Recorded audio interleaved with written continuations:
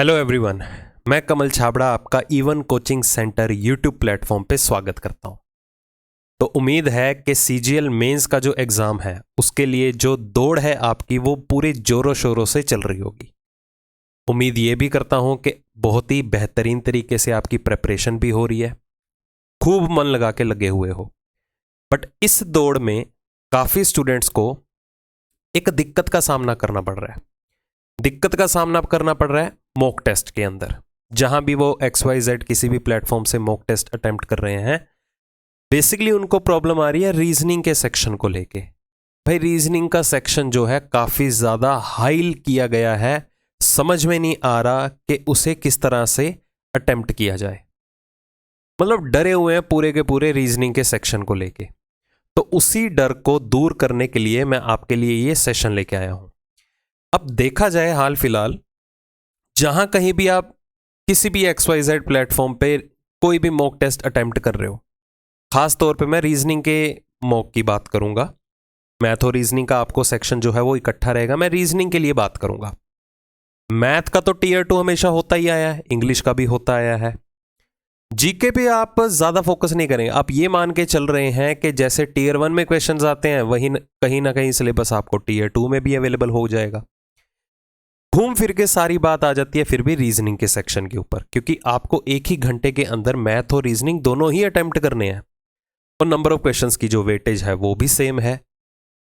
और आपके मन में ये होता है कि जब हम टीयर 1 के लिए प्रिपेयर किया था, आपको भी खुद पता ही होगा कि उसमें काफ़ी अच्छे लेवल के क्वेश्चन पूछे गए थे। मतलब मोस्टली जो बढ़िया तरीके से तैयारी कर रहा था, ओके, पूरी मेहनत लगा के, उसके कहीं ना कहीं 23 या 24 तो पक्का अटेम्प्ट हुए हैं टीयर 1 के एग्जाम को लेके, अगर मैं अकेले रीजनिंग की ही बात करूं तो।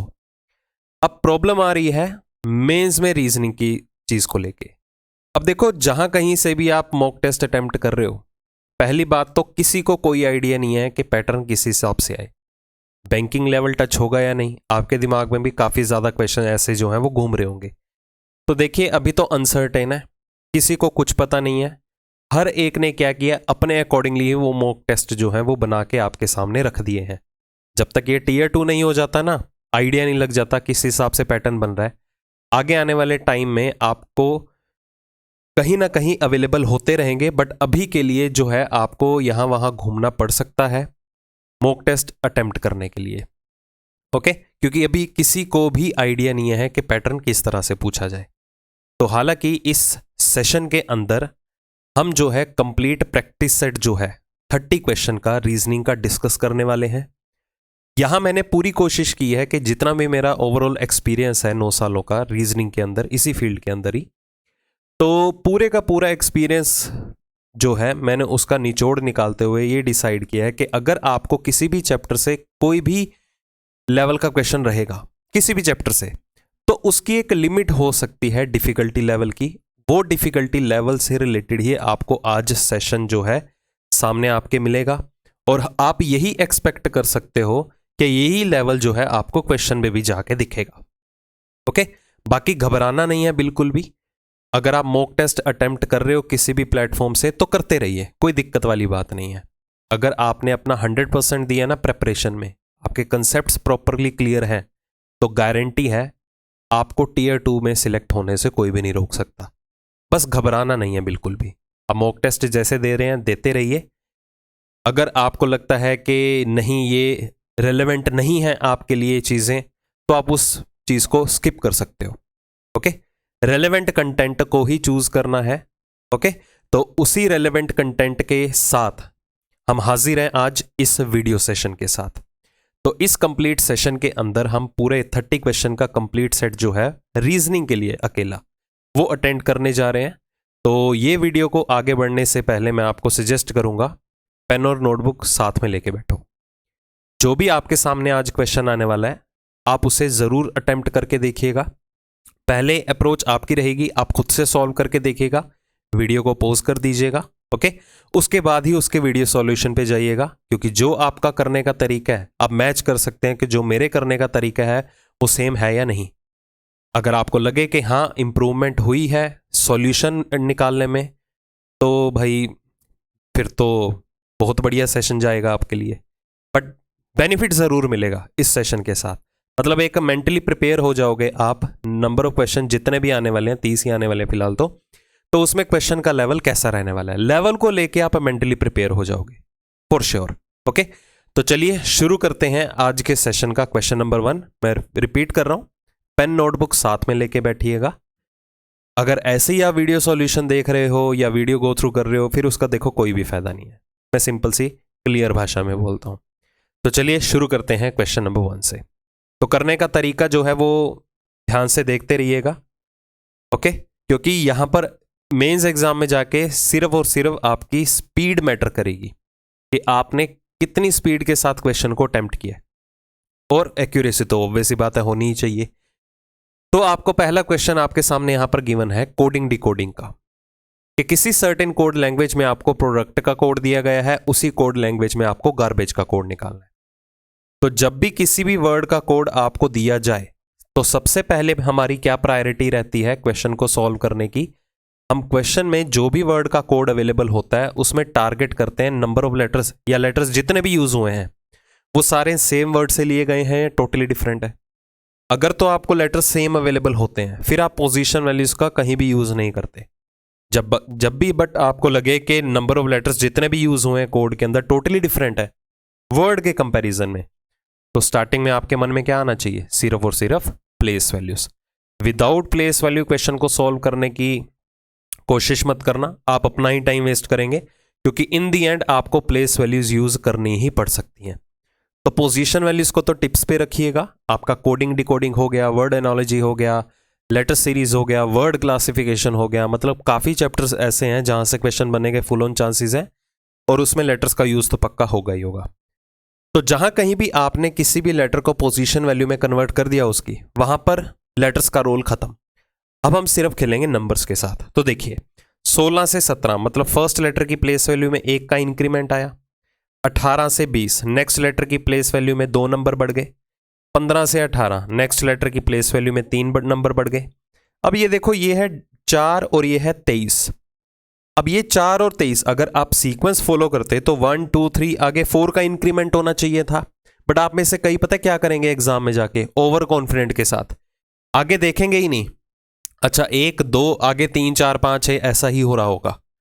देखो कभी भी ओवर कॉन्फिडेंट मत होना। जब भी आपको इस तरह का एक लेंथी वर्ड अवेलेबल हो, हमेशा आपको हाफ से 1 या 2 लेटर्स एक्स्ट्रा क्रॉस चेक जरूर करने हैं।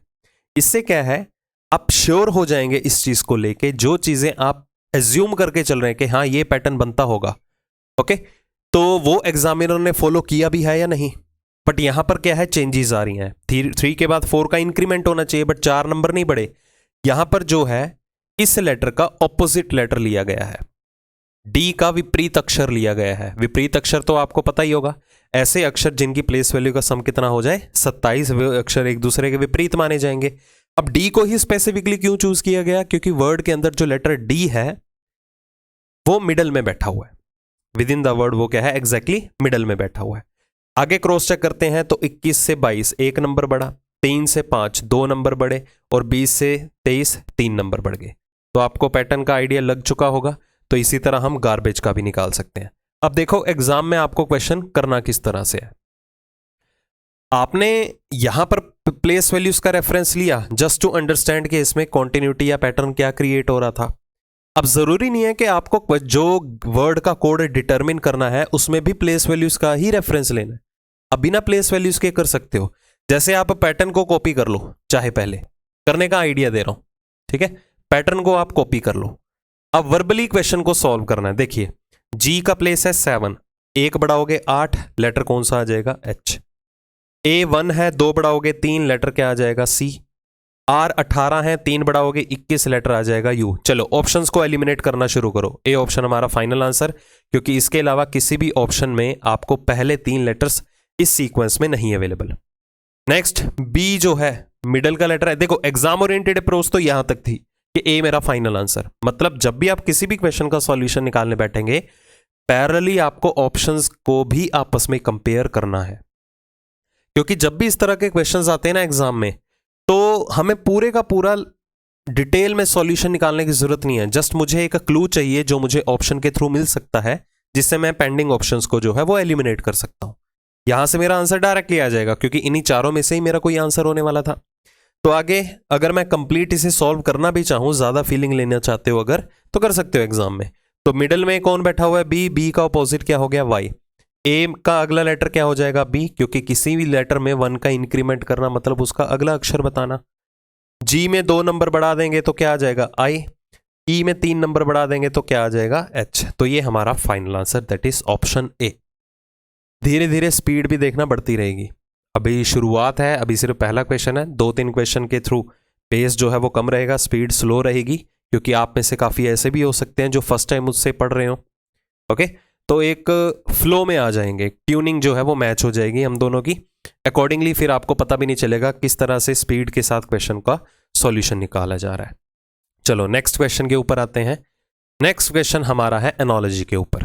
ठीक है, पहला क्वेश्चन कोडिंग डिकोडिंग का था, दूसरा है एनोलॉजी। क्योंकि काफियों को ये भी दिक्कत आती है, उन्हें चैप्टर का नाम भी नहीं पता, भाई ये कौन से चैप्टर का क्वेश्चन है। ये एनोलॉजी का पार्ट है। एनोलॉजी से रिलेटेड भी आपको क्वेश्चन जरूर देखने को मिलेगा। जब भी लेटर एनोलॉजी में भी, या सदृश्यता या समरूपता में भी आपको ये जो लेटर एनोलॉजी का केस है, ये भी मोस्ट ऑफ द टाइम आपका कोडिंग डिकोडिंग के ऊपर ही बेस्ड होता है, मोस्ट ऑफ द टाइम। जिसमें आपको यहां पर दिया गया है UBMKT का रिलेशन किसके साथ गिवन है? FTXCE। ओके, चलो प्लेस वैल्यू से लिख लेते हैं। U21, 2, 13, 11 एंड 20, 6, 20, 24, 3 और 5। चलो वही बात आती है, यहां पर भी आपको रेफरेंस क्या कंसीडर करना है? सिर्फ प्लेस वैल्यूज का। 21 है, ये 6 है। अब ये मान सकते हो कि U और F एक दूसरे के विपरीत है, क्योंकि दोनों की प्लेस वैल्यू का सम कितना बन रहा है? 7। बट अगर आप आगे देखें तो 2 और ये 20, ये तो सम 22 बना रहे हैं। उसके बाद 13 से 24, ये भी ऑपोजिट नहीं है। मतलब ऑपोजिट सिर्फ पहले 2 अक्षर बन रहे हैं, मतलब फर्स्ट लेटर यहाँ का, कोड का भी फर्स्ट लेटर, सिर्फ यही 2 लेटर्स जो हैं एक दूसरे के साथ विपरीत है, बाकी भी तो होने चाहिए। तो इसके अलावा आपको कुछ और चीजें कंसीडर करनी है। अगर यहां पर मैं आपको आइडिया दूं, और ऐसे क्वेश्चन पक्का बनेंगे, ये गारंटी है, जहां पर हम देखें कि हमारे पास नंबर ऑफ लेटर्स कितने होते हैं अल्फाबेटिकल सीक्वेंस में? 26, ए से लेके जेड तक। तो अगर आपसे पूछा जाए 27वें प्लेस पे कौन सा अक्षर है, तो आप बोलेंगे ए। 28वें पे कौन है? बी। 29वें पे कौन है? सी। मतलब ए टू जेड के अंदर आपकी रेपिटेशन अलाउड होती है। जब भी इस तरह की कोडिंग डिकोडिंग या लेटर सीरीज से रिलेटेड कहीं भी आपको क्वेश्चन अवेलेबल होगा, वहां पर आप 26 से आगे भी लेटर्स को कंसीडर करेंगे। मतलब अगर आपसे पूछ लिया जाए कि 40वें प्लेस पे कौन सा अक्षर बैठा हुआ है, तो किस तरह से कंक्लूड करेंगे? इसे ब्रेक कर दो। अब 40 को लिख दीजिए 26 + 14। 26 में क्यों ब्रेक किया? क्योंकि जो अल्फाबेटिकल ऑर्डर है, जो कंप्लीट साइकिल है या सीक्वेंस है अक्षरों का, वो 26 अक्षरों का है। जब एक साइकिल कंप्लीट हो जाएगा आपका ए टू जेड का, तो आप नेक्स्ट साइकिल में ट्रेवल करेंगे। नेक्स्ट साइकिल में ट्रेवल करने पे 14th प्लेस पे लेटर कौन सा होगा? एन। अब 14वें प्लेस पे एन है या 40वें प्लेस पे एन है, बात एक ही होगी। ओके, तो इस चीज का जरूर ध्यान रखिएगा। चलिए, हम यहां पर पैटर्न की बात कर रहे थे। अब ध्यान दीजिए, यहां पर जब हम कहां से बात कर रहे थे? 13 से 24 तक के पे ऊपर ट्रेवल कर रहे थे। यहां से 13 से 24 में देखा जाए 11 का इंक्रीमेंट आया। 11 से 3 पे अगर बात करें, 8 का डिक्रीमेंट आया। अगर मैं सिर्फ लेटर टू लेटर ही इन्हें कंपेयर करूं, अब आपको प्रॉब्लम आएगी, यहां पर डिक्रीमेंट करेंगे तो कैसे? 2 में माइनस, मतलब इधर 18 नंबर भी बढ़ सकते हैं। बट ये माइनस में भी जा सकता है। कैसे जा सकता है? क्योंकि आपको पैटर्न को कैच भी तो करना है। ये चीजें आपको तभी समझ में आएंगी अगर आपका कोडिंग डिकोडिंग के ऊपर प्रॉपर होल्ड है, क्योंकि आपको भी पता है इसमें कॉन्टिन्यूटी तो पक्का मेंटेन होती है। तो ध्यान दीजिए, अगर इधर 11 नंबर बढ़े हैं तो क्या पता इधर भी 11 नंबर बढ़ते। अगर 21 में 11 नंबर मैं बढ़ा देता, लेट अस सपोज अगर मैं 21 में 11 नंबर बढ़ा देता, तो 21 और 11 कितने हो जाते हैं? 32। अब 32वें प्लेस पे कौन सा अक्षर है? जैसे कि हमने 40वें प्लेस पे देखा, ऐसे 32वें पे देख सकते हैं। 32 को लिख सकते हैं 26 + 6। एक साइकिल कंप्लीट हो गया। 6th प्लेस का लेटर कौन सा है? एफ। मतलब कि यहां पर 11 का इंक्रीमेंट आया, एक लेटर छोड़ के इधर भी 11 नंबर बढ़े, एक छोड़ के इधर भी 11 नंबर बढ़ेंगे। कॉन्टिन्यूटी तो तभी मेंटेन होती है ना। अब 20 में 11 नंबर बढ़ा दो तो कितना आ जाएगा? 31। मतलब अगर 32वां प्लेस एफ के लिए है तो 31वां प्लेस ई के लिए होगा। अगर यहाँ ऑल्टरनेट लेटर को पकड़ें तो इधर अगर 8 नंबर कम हुए तो इधर भी 8 नंबर कम होने चाहिए। कैसे? अगर ए को आप 27 बोल देते हो तो बी को क्या बोलोगे? 28 ही तो बोलोगे। तो अगर इसे मैं 2 की जगह 28 मान लूं तो 28 में 8 कम करोगे तो कितना हुआ? 20। तो यहां पर पैटर्न क्या क्रिएट हो रहा है कि जो पहले, तीसरे, पांचवें, सातवें प्लेसेस में, मतलब ओड पोजीशन पे जितने भी लेटर्स अवेलेबल हैं उसमें क्या है? 11 का इंक्रीमेंट लगा। और जो भी आपके इवन पोजीशंस पे बैठे लेटर हैं, जैसे सम संख्या पे बैठे हुए हैं, दूसरे, चौथे, छठे, आठवें, उनमें क्या है? 8-8 का डिक्रीमेंट हो रहा है। तो ये तो हमने गिवन वर्ड का कोड पहले और दूसरे के बीच में रिलेशन को आइडेंटिफाई किया। अगर तो आप कॉन्फिडेंट हैं तो आपको तीसरा और चौथा फिगर आउट करने की जरूरत नहीं है, डायरेक्टली पांचवें और छठे के ऊपर जाइए जो आपको डिटरमिन करना है। जैसे कि हमें वहां पर क्या अवेलेबल है? BEXPH। हमें इसका रिलेशन दिखाना है किन लेटर्स के साथ होगा। तो प्लेस वैल्यू लिख लेते हैं पहले, ये टिप्स पे होनी चाहिए पोजीशन वैल्यूज। तो पहले क्या करेंगे? 11 नंबर बढ़ाएंगे। 11 और 2 कितना हो गया? 13। लेटर क्या आ गया? M। ओके, तो ऑप्शंस को पैरेलली एलिमिनेट करते रहो। या तो आपका बी ऑप्शन आंसर है या तो डी ऑप्शन आंसर है। अब यहां पर क्या होगा? 8 कम होंगे, फिर 11 बढ़ेंगे, फिर 8 कम होंगे, फिर 11 बढ़ेंगे। एग्जाम में इस तरह से हर एक लेटर का कोड डिटरमिन करोगे आप। आखिरी लेटर से या अगले लेटर से ही आपको पता चल रहा होगा कि आंसर क्या आने वाला है। आप डायरेक्टली लास्ट लेटर को भी पिक कर सकते हो या जिसमें भी आपको चेंजेस दिखे ना विद इन द ऑप्शन, क्योंकि ऑप्शन को तो कंपेयर करोगे। क्योंकि वही बात आती है ना पिछले क्वेश्चन की तरह, पूरा कंप्लीट सॉल्यूशन निकालने की जरूरत नहीं है। कुछ एक क्लू लो, ऑप्शन को कंपेयर करो और बाकी ऑप्शंस एलिमिनेट करो। जैसे H8 है, उसमें 11 नंबर बढ़ाओगे तो 19 आएगा। लेटर कौन सा होगा? S। आखिरी अक्षर S होगा, तो आंसर क्या आ गया? D option. बाकी निकालने की जरूरत नहीं है। अगर निकालना चाहते हो तो दैट्स अप टू यू। अब E को हम 31 ले लेते हैं। 31 में 8 कम करोगे कि तो कितना आ जाएगा? 23। लेटर कौन सा आ जाएगा? W। मैच कर लीजिए। 24 में 11 नंबर बढ़ाओ। 24 में 11 बढ़ाओगे 35। 35वें अक्षर को हम क्या लिख सकते हैं? फिर से स्प्लिट करो 26 प्लस 9 में। एक साइकिल कंप्लीट हुआ। 9वें प्लेस का लेटर क्या हो जाएगा? I। चेक कर लीजिए। 16 में 8 कम करोगे 8। लेटर क्या आ जाएगा? H। ठीक है, तो ये हमारा फाइनल आंसर। समझ में आ रहा होगा? तो इन जितने भी आप सॉल्यूशंस देखेंगे ना किसी भी हर एक क्वेश्चन के, तो जो भी उसकी एक्सप्लेनेशन रहेगी उस पर जरूर फोकस कीजिएगा। अगर आप बाकी टीचर से भी पढ़ रहे हैं, वेल एंड गुड, कोई दिक्कत वाली बात नहीं है, बट एक्सप्लेनेशन यहां से भी जरूर देख लीजिएगा, क्योंकि हर टीचर का अपना खुद का वे होता है। अगर आप मुझसे पढ़ रहे हैं तो किसी और से भी पढ़ते होंगे, ऐसे वहां पर भी ऐसी बातें रहेंगी जो आपको कुछ एक्स्ट्रा सुनने में मिलेंगी। ठीक है, तो आपके काम के लिए ही बातें होंगी, तो एक्सप्लेनेशन जरूर देखिएगा, चाहे डबल स्पीड के साथ देख लो। और हाँ, मैं शुरू में बात ये बतानी भूल ही गया था कि जितने भी आप यहां पर क्वेश्चन अटेम्प्ट कर रहे हो, ओके, सॉल्यूशन देखने से पहले जो भी आपका स्कोर कार्ड रहेगा आउट ऑफ 30, जितने भी आपने अटेम्प्ट किए होंगे और उनमें से जितने करेक्ट होंगे, जैसे आपने लेटर सपोज 28 अटेम्प्ट किए, 30 में से 2 में भी आपको लॉजिक ना समझ में आए या पता ना चले इसका सॉल्यूशन क्या होने वाला है। अगर सपोज 28 क्वेश्चन अटेम्प्ट किए हैं तो उस 28 में से कितने करेक्ट हैं, सिर्फ वही आपको कमेंट सेक्शन में बताना है आंसर। अगर सपोज आपने 30 के 30 नहीं अटेम्प्ट किए, आपने सिर्फ 25 ही अटेम्प्ट किए, तो आउट ऑफ 25 ही अपना स्कोर कार्ड बताना है। ओवरऑल मार्क्स के साथ नहीं, जितने आपके नंबर ऑफ अटेम्प्ट्स हैं और उनमें से जितने आपके करेक्ट क्वेश्चन हैं। गलत बिल्कुल भी नहीं करना। एक चीज पल्ले बांध लो, गलत बिल्कुल भी नहीं करना, क्योंकि यहां पर 1/4 नहीं 1/3 की नेगेटिव मार्किंग है, तो इस बात को ध्यान में रख के चलिएगा मेंस के अंदर। ठीक है, बहुत होते हैं 1/3 मार्क्स। Next, mathematical operation. आप इसे कोडेड इक्वेशन भी बोल सकते हो, कुछ एक बुक्स में इसका नाम सिंबल्स एंड नोटेशन भी रखा गया है।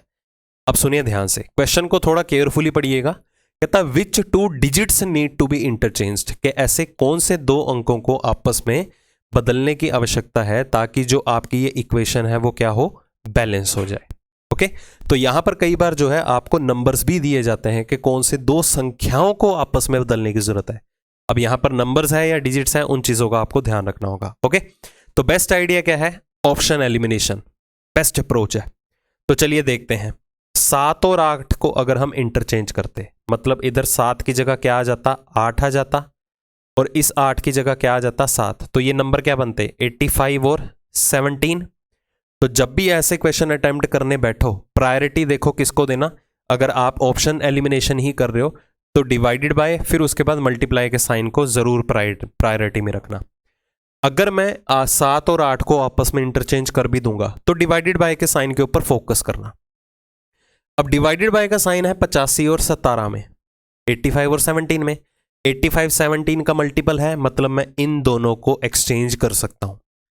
अगर बाय चांस यहां पर 85 इस नंबर का मल्टीपल ना होता, एक फ्रैक्शन क्रिएट करता, कभी भी 99% केसेस में आपने भी देखा होगा, कभी भी आंसर्स फ्रैक्शन में नहीं आते, एक न्यूमरल वैल्यू रहती है। तो जहां कहीं भी फ्रैक्शन क्रिएट हो उस सिचुएशन में आप उस ऑप्शन को इग्नोर करके चल सकते हो। जैसे कि मेरा पहला ऑप्शन जो है वो आंसर हो सकता है, तो मैं इस चीज को होल्ड में रखूंगा। ओके, बाकियों को ट्राई करके देखता हूं कि बाकियों से कोई ऑप्शन एलिमिनेट होता है या नहीं। मतलब अगर मैं इधर 1 और 5 को एलिमिनेट करता, इधर आ जाता 1, मतलब क्या बन जाता 71, इधर क्या आ जाता 5, मतलब ये क्या बनता 58। क्या 71 58 का मल्टीपल है? बिल्कुल भी नहीं, एक फ्रैक्शन क्रिएट करेगा। तो इस ऑप्शन को आप अवॉइड कर सकते हो। अगेन 8 और 2 को ऐसे ही कैसे भी कर सकते हो आप, करने तो क्रॉस चेक सभी ऑप्शंस हैं। 8 और 2 को अगर इंटरचेंज कर दें, देखो ये 75 होगा डिवाइडेड बाय, अगर 8 और 2 आपस में इंटरचेंज होंगे तो 18 क्या बन जाएगा 12। क्या 75 12 का मल्टीपल है? बिल्कुल भी नहीं, फ्रैक्शन क्रिएट करेगा, तो इसे भी अवॉइड कीजिए। 5 और 2 पे आ जाते हैं। 5 और 2 इंटरचेंज हो सकते हैं, जैसे कि अगर इधर 5 है तो क्या बन जाएगा 2, 5 की जगह 2 आएगा, डिवाइडेड बाय 18, तो 72 भी 18 का क्या है मल्टीपल है। तो मेरा आंसर या तो ए ऑप्शन होगा या तो सी ऑप्शन होगा। अब अगर आप कॉन्फिडेंट हैं एग्जाम में जाके इन दोनों में से ही मेरा कोई आंसर आने वाला है, दोनों में से कोई भी एक चूज कर लीजिए, या तो ए ऑप्शन को या तो सी ऑप्शन को। बट मेजॉरिटी में जब भी आप एग्जाम में क्वेश्चन अटेम्प्ट करने लगेंगे ना, चांसेस ये देखे गए हैं कि अगर आप ऑप्शन के थ्रू क्वेश्चन को सॉल्व कर रहे हैं तो मोस्ट ऑफ द टाइम जो आपका आंसर है या तो सी ऑप्शन होगा या डी ऑप्शन होगा, क्योंकि एग्जामिनर कभी भी नहीं चाहेगा कि आप कम टाइम में ज्यादा से ज्यादा क्वेश्चन अटेम्प्ट कर पाओ। ओके, तो आप सी या डी ऑप्शन को पहले प्रायोरिटी दे सकते हैं। आप डी ऑप्शन को तो अवॉइड कर चुके हो, आप सी ऑप्शन को पहले प्रायोरिटी दे दो। मतलब ये 75 क्या बन जाएगा 72 डिवाइडेड बाय 18। 5 और 2 को इंटरचेंज करना है, ध्यान में रखिएगा। प्लस का क्या हो जाएगा आपका यहाँ पर 21 गुना 8, माइनस का क्या हो जाएगा 85। हमने 5 और 2 को आपस में इंटरचेंज कर दिया। चलो सॉल्व करते हैं। एक ही स्टेप में देखो मल्टीप्लिकेशन और डिवीजन आप फॉलो अप कर सकते हैं, क्योंकि उन दोनों के बीच में प्लस का साइन आ रहा है, इसके ऊपर कोई इंपैक्ट नहीं पड़ेगा। तो ये कितना हो गया 4, 21 को 8 से गुना करेंगे तो कितना आ जाएगा 168 माइनस 85। आगे सॉल्व कर लेते हैं। तो 168 में से 85 माइनस करोगे 83, 83 प्लस 4 कितना हो गया 87। तो हमें रिजल्ट भी तो देखो 87 चाहिए था, तो इसलिए हमारा करेक्ट आंसर क्या बना ऑप्शन सी। ठीक है जी, ऑप्शन सी हमारा फाइनल आंसर। ओके, अगर इससे आंसर ना आता तो अल्टीमेटली ए पे आप टिक कर सकते हो, पर कॉन्फिडेंस के साथ। कॉन्फिडेंट किस में रहिएगा, रिमेनिंग ऑप्शन से आपका कभी भी आंसर नहीं आ सकता, नहीं तो फिर आपको पेंडिंग ऑप्शंस को भी क्रॉस चेक करना पड़ सकता है। तो अगर आपको लगे कि इस चैप्टर में आपका होल्ड कम बना हुआ है तो ऐसे क्वेश्चन को फर्स्ट टाइम देखते पे ही अवॉइड करो। ऐसे क्वेश्चन को अटेम्प्ट कभी मत करना, क्योंकि आपने तो यहां पर अभी नंबर्स को देखा, बट कई बार आपने क्वेश्चन भी देखे होंगे टीयर 1 के लिए, जब आपने प्रिपेयर किया होगा नंबर के साथ हमें साइंस को भी इंटरचेंज करना होता है। काफ़ी क्वेश्चन ऐसे भी आते हैं जहां पर काफ़ी कैंडिडेट्स को बुखार चढ़ जाता है ऐसे क्वेश्चन को देख के, तो ऐसे क्वेश्चन को आप स्किप कर सकते हो, उसे सेकेंड राउंड में अटेम्प्ट कर लो। रैंकिंग, ऑर्डर एंड रैंकिंग का क्वेश्चन है, जहां पर आपको कंपैरिजन दिए गए हैं। कहता है 6 पर्सन है, उनके नेम दे दिए गए और हर एक की डिफरेंट डिफरेंट हाइट है। तो पहली इंफॉर्मेशन है T is taller then only you. देखो ये जो नोट ओनली ऐसे वर्ड्स होते हैं ना, उसका खास तौर पे ध्यान रखा करो। काफी स्टूडेंट को मैंने देखा है ये ऐसे वर्ड्स को स्किप कर देते हैं, पढ़ेंगे पता क्या इसे, T is taller then you, कि टी यू से लंबा है। ये ओनली या केवल वर्ड पढ़ते ही नहीं है, तो इन्फॉर्मेशन थोड़ा केयरफुली अटेम्प्ट कीजिएगा, क्योंकि ओनली के केस में आपको सुपरलेटिव डिग्री से रिलेटेड पर्सन पक्का अवेलेबल हो जाता है। तो टी जो है वो केवल और केवल यू से ही लंबा है हाइट में, मतलब बाकी 4 से वो छोटा होगा। ओके, तो यहां हमें शॉर्टेस्ट पर्सन प्रोवाइड हो चुका है, वो कौन सा होगा यहां पर U. Next information, R is taller than S and P. R जो है वो एस और पी से हाइट में लंबा है, R is taller than S and P. Next, Q is taller than P but not the tallest. कहता Q P से तो लंबा है, क्यू पी से तो लंबा है बट वो टॉलेस्ट नहीं है, सबसे लंबा पर्सन नहीं है।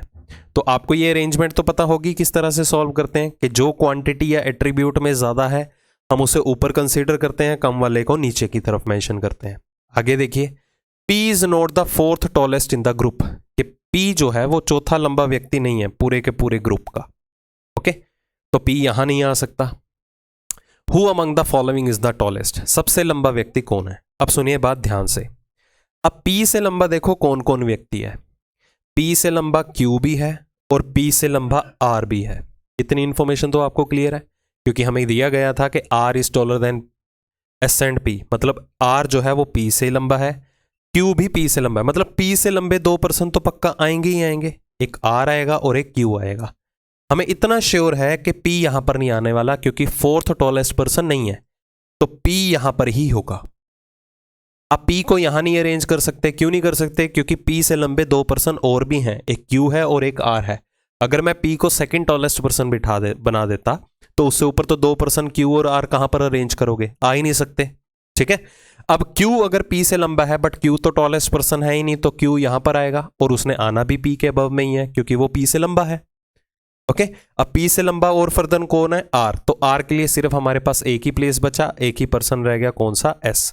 तो हमें टॉलेस्ट पर्सन निकालना था, तो पूरी सिचुएशन में टॉलेस्ट पर्सन कौन है यहां पर, R। आंसर क्या आ गया हमारा, C ऑप्शन। क्लियर। तो थोड़ा केयरफुली अटेम्प्ट कीजिएगा क्वेश्चन को, और इस तरह से कंसीडर करके चलना कि वन गो में ही आपका पूरा एक्यूरेसी के साथ आंसर निकल के आए। ओके, चलिए फिफ्थ क्वेश्चन के ऊपर आइए।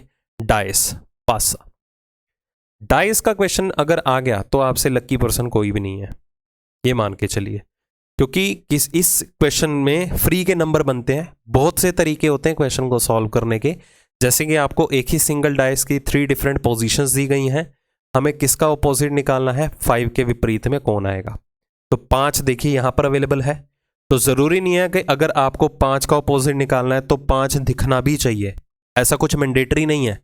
आप थर्ड वाली सिचुएशन को अवॉइड करके अगर मैं इन दोनों को टारगेट करूं तो ध्यान से देखिए, किसी भी फेस का ऑपोजिट होने के लिए, विपरीत होने के लिए नंबर ऑफ पॉसिबिलिटीज कितनी होती हैं, 5। मतलब कि अगर मैं पहली दो को यूज करूं तो 5 का विपरीत होने के लिए नंबर ऑफ पॉसिबिलिटीज कितनी होंगी, 5 ही होंगी, खुद 5 को छोड़ के, क्योंकि कोई भी फलक अपने आप को अपना विपरीत नहीं बोलेगा, यही होता है ना। ओके, तो यहां पर ध्यान से देखिए, अगर मैं पहली दो पोजीशंस को टारगेट करूं, दोनों में 1 कॉमन है, एक इधर भी आ रहा है एक इधर भी आ रहा है, दोनों में 1 कॉमन है। अब 1 कॉमन है तो हमने एक डायस के अंदर, आपने एक रूल भी पढ़ा होगा कि जितने भी डायस के अंदर एडजेसेंट फेसेस होते हैं, साथ लगते फलक, वो कभी भी एक दूसरे के विपरीत नहीं होते। मतलब कि एक का विपरीत 2 नहीं हो सकता, 3 नहीं हो सकता, 4 नहीं हो सकता, 6 नहीं हो सकता। तो 5 में से एक के विपरीत 4 फलक तो है ही नहीं, तो बचेगा कौन, 5। तो एक का विपरीत कौन हो गया, 5 आंसर। अगर एक 5 के विपरीत है तो 5 एक के विपरीत होगा। ठीक है, ये ओरली कर सकते हो आप। अगर ऐसे नहीं क्वेश्चन को सॉल्व करना तो इसकी टेक्निक और काफ़ी और ज़्यादा भी हैं। जैसे कि हम अगर यहाँ पर गो थ्रू करना चाहें कि मुझे निकालना है, अगर आप पहली और तीसरी को भी पिक कर लो चाहे, अब हमें पता है, दूसरी वाली को हाइड करो, हमें पता है कि जब भी 2 फलक कॉमन हो, किन्हीं भी 2 पोजीशन में 2 फलक समान हो, तो जितने भी पेंडिंग फेसेस होते हैं वो एक दूसरे के विपरीत माने जाते हैं। कौन कौन बचा यहाँ पर शेष फलक, एक इधर बचा, 5 इधर बचा, तो एक का विपरीत क्या हो गया, 5। ठीक है, अब ऐसे भी सॉल्व कर सकते हो। तो कोई फिक्स्ड रूल नहीं होते हैं डायस के अंदर, मल्टीपल वेज होते हैं। डिपेंड सिर्फ इतना करेगा कि आपके नॉलेज में वो सारे के सारे केसेस अवेलेबल हैं जिसके थ्रू हम हर फेस का ऑपोजिट डिटरमिन करते हैं। तो इस चीज की भी क्लियरिटी आपको होनी चाहिए। इनइक्वालिटीज, चांसेस पूरे हैं कि आपको इनइक्वालिटी से रिलेटेड क्वेश्चन देखने को मिले। 2021 का जो CHSL का एग्जाम था उसमें 4-5 शिफ्ट में आया जरूर था, अब टियर 2 में आने के फुल ऑन चांसेस है। ओके, चलो देखिए इनइक्वालिटी का केस क्या है। आपको एक स्टेटमेंट दी गई है, पहला कंक्लूजन आपको बताना है वैलिड है या नहीं, मतलब दोनों के दोनों कंक्लूजन बताने हैं। तो पहले कंक्लूजन में क्या अवेलेबल है, V > P। तो आपको करने का थोड़ा आइडिया भी दे देता हूं, जब भी इनइक्वालिटीज के केस में आपको किसी भी कंक्लूजन में कोई भी कंक्लूजन जब पूछा जाए, हमेशा 3 चीजों के ऊपर फोकस करना है। कि आप कहाँ से लेके कहाँ तक ट्रैवल कर रहे हो। जैसे हम यहाँ V से लेके P तक ट्रैवल कर रहे हैं, कितने साइंस को साथ में लेके ट्रैवल कर रहे हो, कितनों को लेके ट्रैवल करना है, 2, और उन साइन का फेस किसकी तरफ ओपन होना चाहिए, ये 3 चीजें। अब देखो मुझे V से लेके P तक ट्रैवल करना है, कितने साइन को साथ में लेके, 2 साइन को साथ में लेके ट्रैवल करना है, और जो वो साइन यूज होगा उसका फेस V की तरफ ओपन हो। तो V से लेके P तक जो हमने ये देखा साइन का फेस V की तरफ ओपन तो था, बट हमें कितने साइन को साथ में लेके ट्रैवल करना था, 2 साइन को। बट स्टार्टिंग में ही मुझे एक सिंगल साइन अवेलेबल हुआ, सिंगल साइन अवेलेबल हुआ। ये कंक्लूजन तभी ट्रू माना जाता अगर मुझे V से लेके P तक हर जगह में डबल डबल साइन इस तरह से अवेलेबल होते, हर जगह पे 2-2 साइन अवेलेबल होते। जहां कहीं भी एक सिचुएशन में आपको रियलाइज हुआ कि जब आप एक पैरामीटर से दूसरे पैरामीटर में ट्रैवल कर रहे हो, डिमांड 2 साइन की हुई है, जहां कहीं भी आपको इस तरह का सिंगल साइन अवेलेबल हुआ ना, तो वो सिंगल साइन इस डबल साइन की कंडीशन को कभी भी ट्रू नहीं बनाता है। ओके अब आते हैं सेकंड कंक्लूजन के ऊपर, C ग्रेटर देन N। तो हमें कहां से कहां ट्रेवल करना है, C से लेके N तक, और साइन का फेस किसकी तरफ ओपन हो, C की तरफ। तो चलो C से लेके N तक देखो, साइन का फेस, पहले ही साइन का फेस किसकी तरफ ओपन है, N की तरफ। हमें क्या चाहिए, C की तरफ। तो जब आप देखोगे किसी भी कंक्लूजन के अंदर, जब आप एक पैरामीटर से दूसरे पैरामीटर तक ट्रेवल करते हैं, जब भी कोई एक साइन दूसरे साइन को अपोज कर जाए, ये देखो साइन एक दूसरे को अपोज करने हैं, तो अपोज की सिचुएशन में आप कुछ भी डिफाइन नहीं कर सकते, अनडिफाइंड सिचुएशन रहेगी, मतलब वो भी कंक्लूजन आपका क्या रहेगा, निश्चित रूप से सही नहीं होगा। तो ये भी क्या रहेगा, डेफिनेटली फॉल्स। तो यहां पर ना तो आपका पहला कंक्लूजन सही है, ना तो दूसरा कंक्लूजन सही है, तो आंसर क्या मार्क करेंगे, neither one nor two follows. तो अगर आपने इनइक्वालिटीज नहीं पढ़ा तो इसे जरूर प्रिपेयर करके जाइएगा, चांसेस फुल ऑन है कि टीयर 2 में आपको इनइक्वालिटीज भी देखने को मिले। ओके चलिए next, if the first and the last letters in the word zigzagging, आपको एक वर्ड दिया गया है, उसमें कंडीशन दी गई है कि अगर हम इस वर्ड के अंदर पहले और आखिरी अक्षर को आपस में बदल देते हैं, and same was done with the second and the 9th letter, इसी तरह दूसरे और 9वें अक्षर को भी आपस में बदल देते हैं, इसी तरह तीसरे और 8वें को भी आपस में बदल देते हैं, एंड सो ऑन, ऐसे करते रहिए। मतलब पहले को लास्ट के साथ, दूसरे को 9th के साथ। अब देखो अगर दूसरा 9वें के साथ हो रहा है, फिर तीसरा 8वें के साथ हो रहा है, मतलब पहला 10वें के साथ होना चाहिए था। इन्होंने डायरेक्टली नहीं लिखा, इनडायरेक्टली लिख दिया। ओके चलो, तो एंड सो ऑन मतलब चौथे को 7वें के साथ, 5वें को 6ठे के साथ, इस तरह से इंटरचेंज कर दो। ओके तो उसमें कंसीडर क्या करना है, देखो जब भी ऐसी सिचुएशन में क्वेश्चन बने ना, हमेशा डिमांड को टारगेट कर लो। डिमांड क्या है, which letter will be 5th from the right hand, कि जब आप ये सारी की सारी चेंजेस अप्लाई कर देंगे गिवन इंटरचेंजेस में, गिवन वर्ड के अंदर, तो मैं एक बार वर्ड लिख देता हूं यहां पर। वर्ड क्या है, zigzagging। कहता है जब आप ये सारी चेंजेस यहां पर अप्लाई कर देंगे ना, इंटरचेंज कर दोगे, पहले को 10वें के साथ, दूसरे को 9वें के साथ, तीसरे को 8वें के साथ, ऐसे इंटरचेंज कर दोगे, तो जो इंटरचेंज करने के बाद नई अरेंजमेंट आएगी ना, उस नई अरेंजमेंट में दाएं ओर से 5वां अक्षर कौन सा होगा, मतलब कि 1 2 3 4 5 इस प्लेस पे कौन सा लेटर आने वाला है। ओके बस ये आपको टारगेट करना है। अब अगर वो दाईं ओर से 5वां है तो बाईं ओर से 6ठा है, तो 6ठा देखो किसके साथ एक्सचेंज हो रहा है, 5वें के साथ, मतलब ये दोनों अक्षर आपस में एक्सचेंज होंगे, तो यहां पर कौन सा अक्षर आ जाएगा, ए अवेलेबल होगा। Answer is A option. देखो अगर आपने ये क्वेश्चन अपने एंड से खुद पहले ट्राई किया होगा, तो मैंने देखा है most of the time students जो है पूरी के पूरे क्वेश्चन में डिमांड को टारगेट नहीं करते कि उनको करना क्या है, लकीर के फकीर, पर जैसे बोला गया वैसे करते चले जाएंगे, करते चले जाएंगे, करते चले जाएंगे। तो वही बात आती है, जब भी आपको क्वेश्चन अटेम्प्ट करना है इस तरह की सिचुएशन में, और आपको लग भी रहा है थोड़ा लेंथी है मेरे लिए, तो हमेशा पहले डिमांड को टारगेट करो कि मतलब आपको कंक्लूड करना क्या है, पहले ये फिगर आउट कर लो। मुझे कंक्लूड करना था 5th from the right hand, मतलब 5वें अक्षर बताना है दाईं ओर से, तो यहां पर बाईं ओर से जो 5वां होगा वो दाईं ओर से 5वें प्लेस पे आके बैठेगा, क्योंकि 5वां और 6ठा जो होगा आपस में पोजीशन को एक्सचेंज करेंगे। तो मैं इस केस में पूरे का पूरा वर्ड अरेंज करके टाइम क्यों वेस्ट करूं, जितना बोला जाए सिर्फ उतना ही काम करना है। कोई आपके वहां सॉल्यूशन नहीं देखने आने वाला कि हाँ भाई इसने कंप्लीट सॉल्यूशन निकाला है, बहुत अच्छी राइटिंग भी है, चलो इसको अप्रिशिएट करते हैं, ग्रेस मार्क्स दे देते हैं, चलो भाई लो 3 नंबर का क्वेश्चन था 3 नंबर और दे दिए। ऐसा कुछ नहीं होने वाला, डिपेंड करेगा आपने कितना स्मार्टली प्ले करते हुए अपने क्वेश्चन का कम से कम टाइम में आंसर दिया है, सिर्फ ये मैटर करेगा। जो स्मार्ट कैंडिडेट होगा वो इस क्वेश्चन को इस तरह से सॉल्व करेगा। बाकी देखा गया है बहुत ही रेयर स्टूडेंट ऐसे होते हैं जो इस तरह से कंप्लीट पहले उसकी कंडीशन को, जो कंडीशन को फुलफिल करना है वो पूरी डिमांड को फोकस करके चले। मतलब पहले वो डिमांड को टारगेट करते हैं कि करना क्या है, अकॉर्डिंगली फिर उसके बाद उसका सॉल्यूशन निकालते हैं, क्योंकि उन्हें पता है कि ऐसे क्वेश्चन आते हैं तो वो कहीं ना कहीं टाइम कंज्यूमिंग तो पक्का होंगे। तो पूरा क्वेश्चन इस तरह से सॉल्व करने की बजाय जो डिमांड की गई है सिर्फ उसी से ही मतलब रखो, 1 सेकंड का भी नहीं आंसर। ठीक है, ये आपके सामने ही है। तभी कहता हूं कि जो भी आपके सामने क्वेश्चन आएगा पहले उसे खुद से सॉल्व करके देखो, उसमें आप टाइम देखो आपका कितना लगा, जो आपने सॉल्व किया है उसी के अकॉर्डिंगली फिर उस क्वेश्चन का सॉल्यूशन देखो कि आपको इंप्रूवमेंट देखने को मिली है या नहीं। सॉल्यूशन तो मिल ही जाएगा, आपको पीडीएफ में मिल जाएगी। ऐप डाउनलोड करो, इवन कोचिंग सेंटर की ऐप डाउनलोड करो, वहां पर इस वीडियो की पीडीएफ मिल जाएगी आपको, उसमें आंसर की गिवन है। आंसर की तो हर कोई दे देता है भाई, करने का तरीका भी तो मैटर कर देता है। ओके, तो वो स्ट्रेटेजी जरूर देखना जितने भी आपके सामने ये वीडियो सॉल्यूशन आने वाले हैं। ओके, अगर आपको पसंद आए ना, प्लीज़ अपने जितने भी फ्रेंड सर्कल में हैं, जितने भी तैयारी कर रहे हैं, छोटे बड़े भाई बहन जितने भी आपके फ्रेंड सर्कल में, उनके साथ भी शेयर कर देना। सबकी हेल्प करो, ठीक है, सबकी हेल्प करनी है। ओके, चलो नेक्स्ट क्वेश्चन देखो। Series, again important number series भी आपको क्वेश्चन तक पक्का देखने को मिलेगा। अब इस सीरीज के अंदर देखो 10, 6, 8, 15, 34, पहले नंबर कम हुआ फिर बढ़ता चला गया। स्टार्टिंग से कभी भी नंबर्स को रियलाइज ना करो कि पैटर्न क्या बन रहा है, हमेशा लास्ट में कहीं ना कहीं कनेक्शन बना के देखो।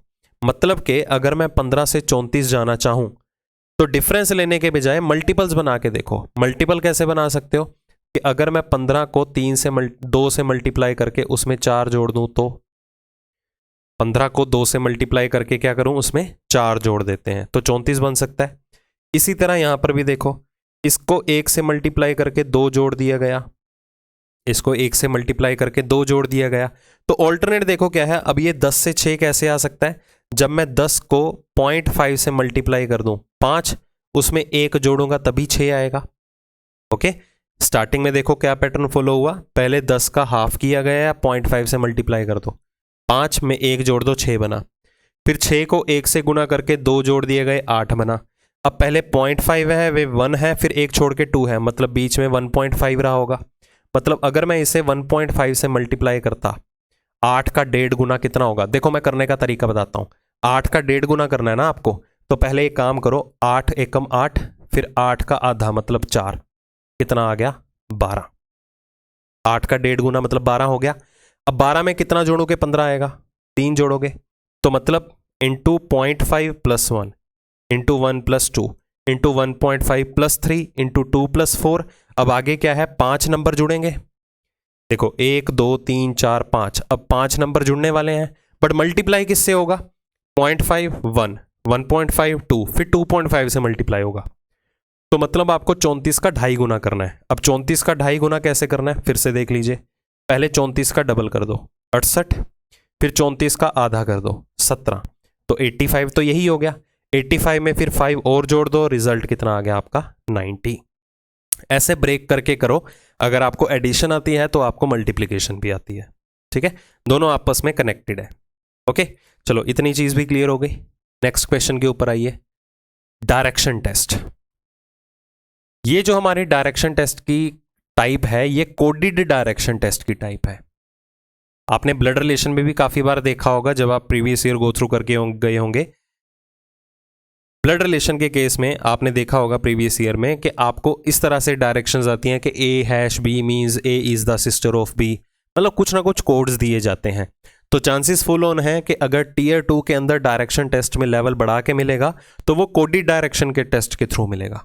ओके, ये बहुत ही सिंपल होते हैं, जैसे आप ब्लड रिलेशन का क्वेश्चन सॉल्व करते हैं with the help of codes, ऐसे ही डायरेक्शंस हैं इसका करना है।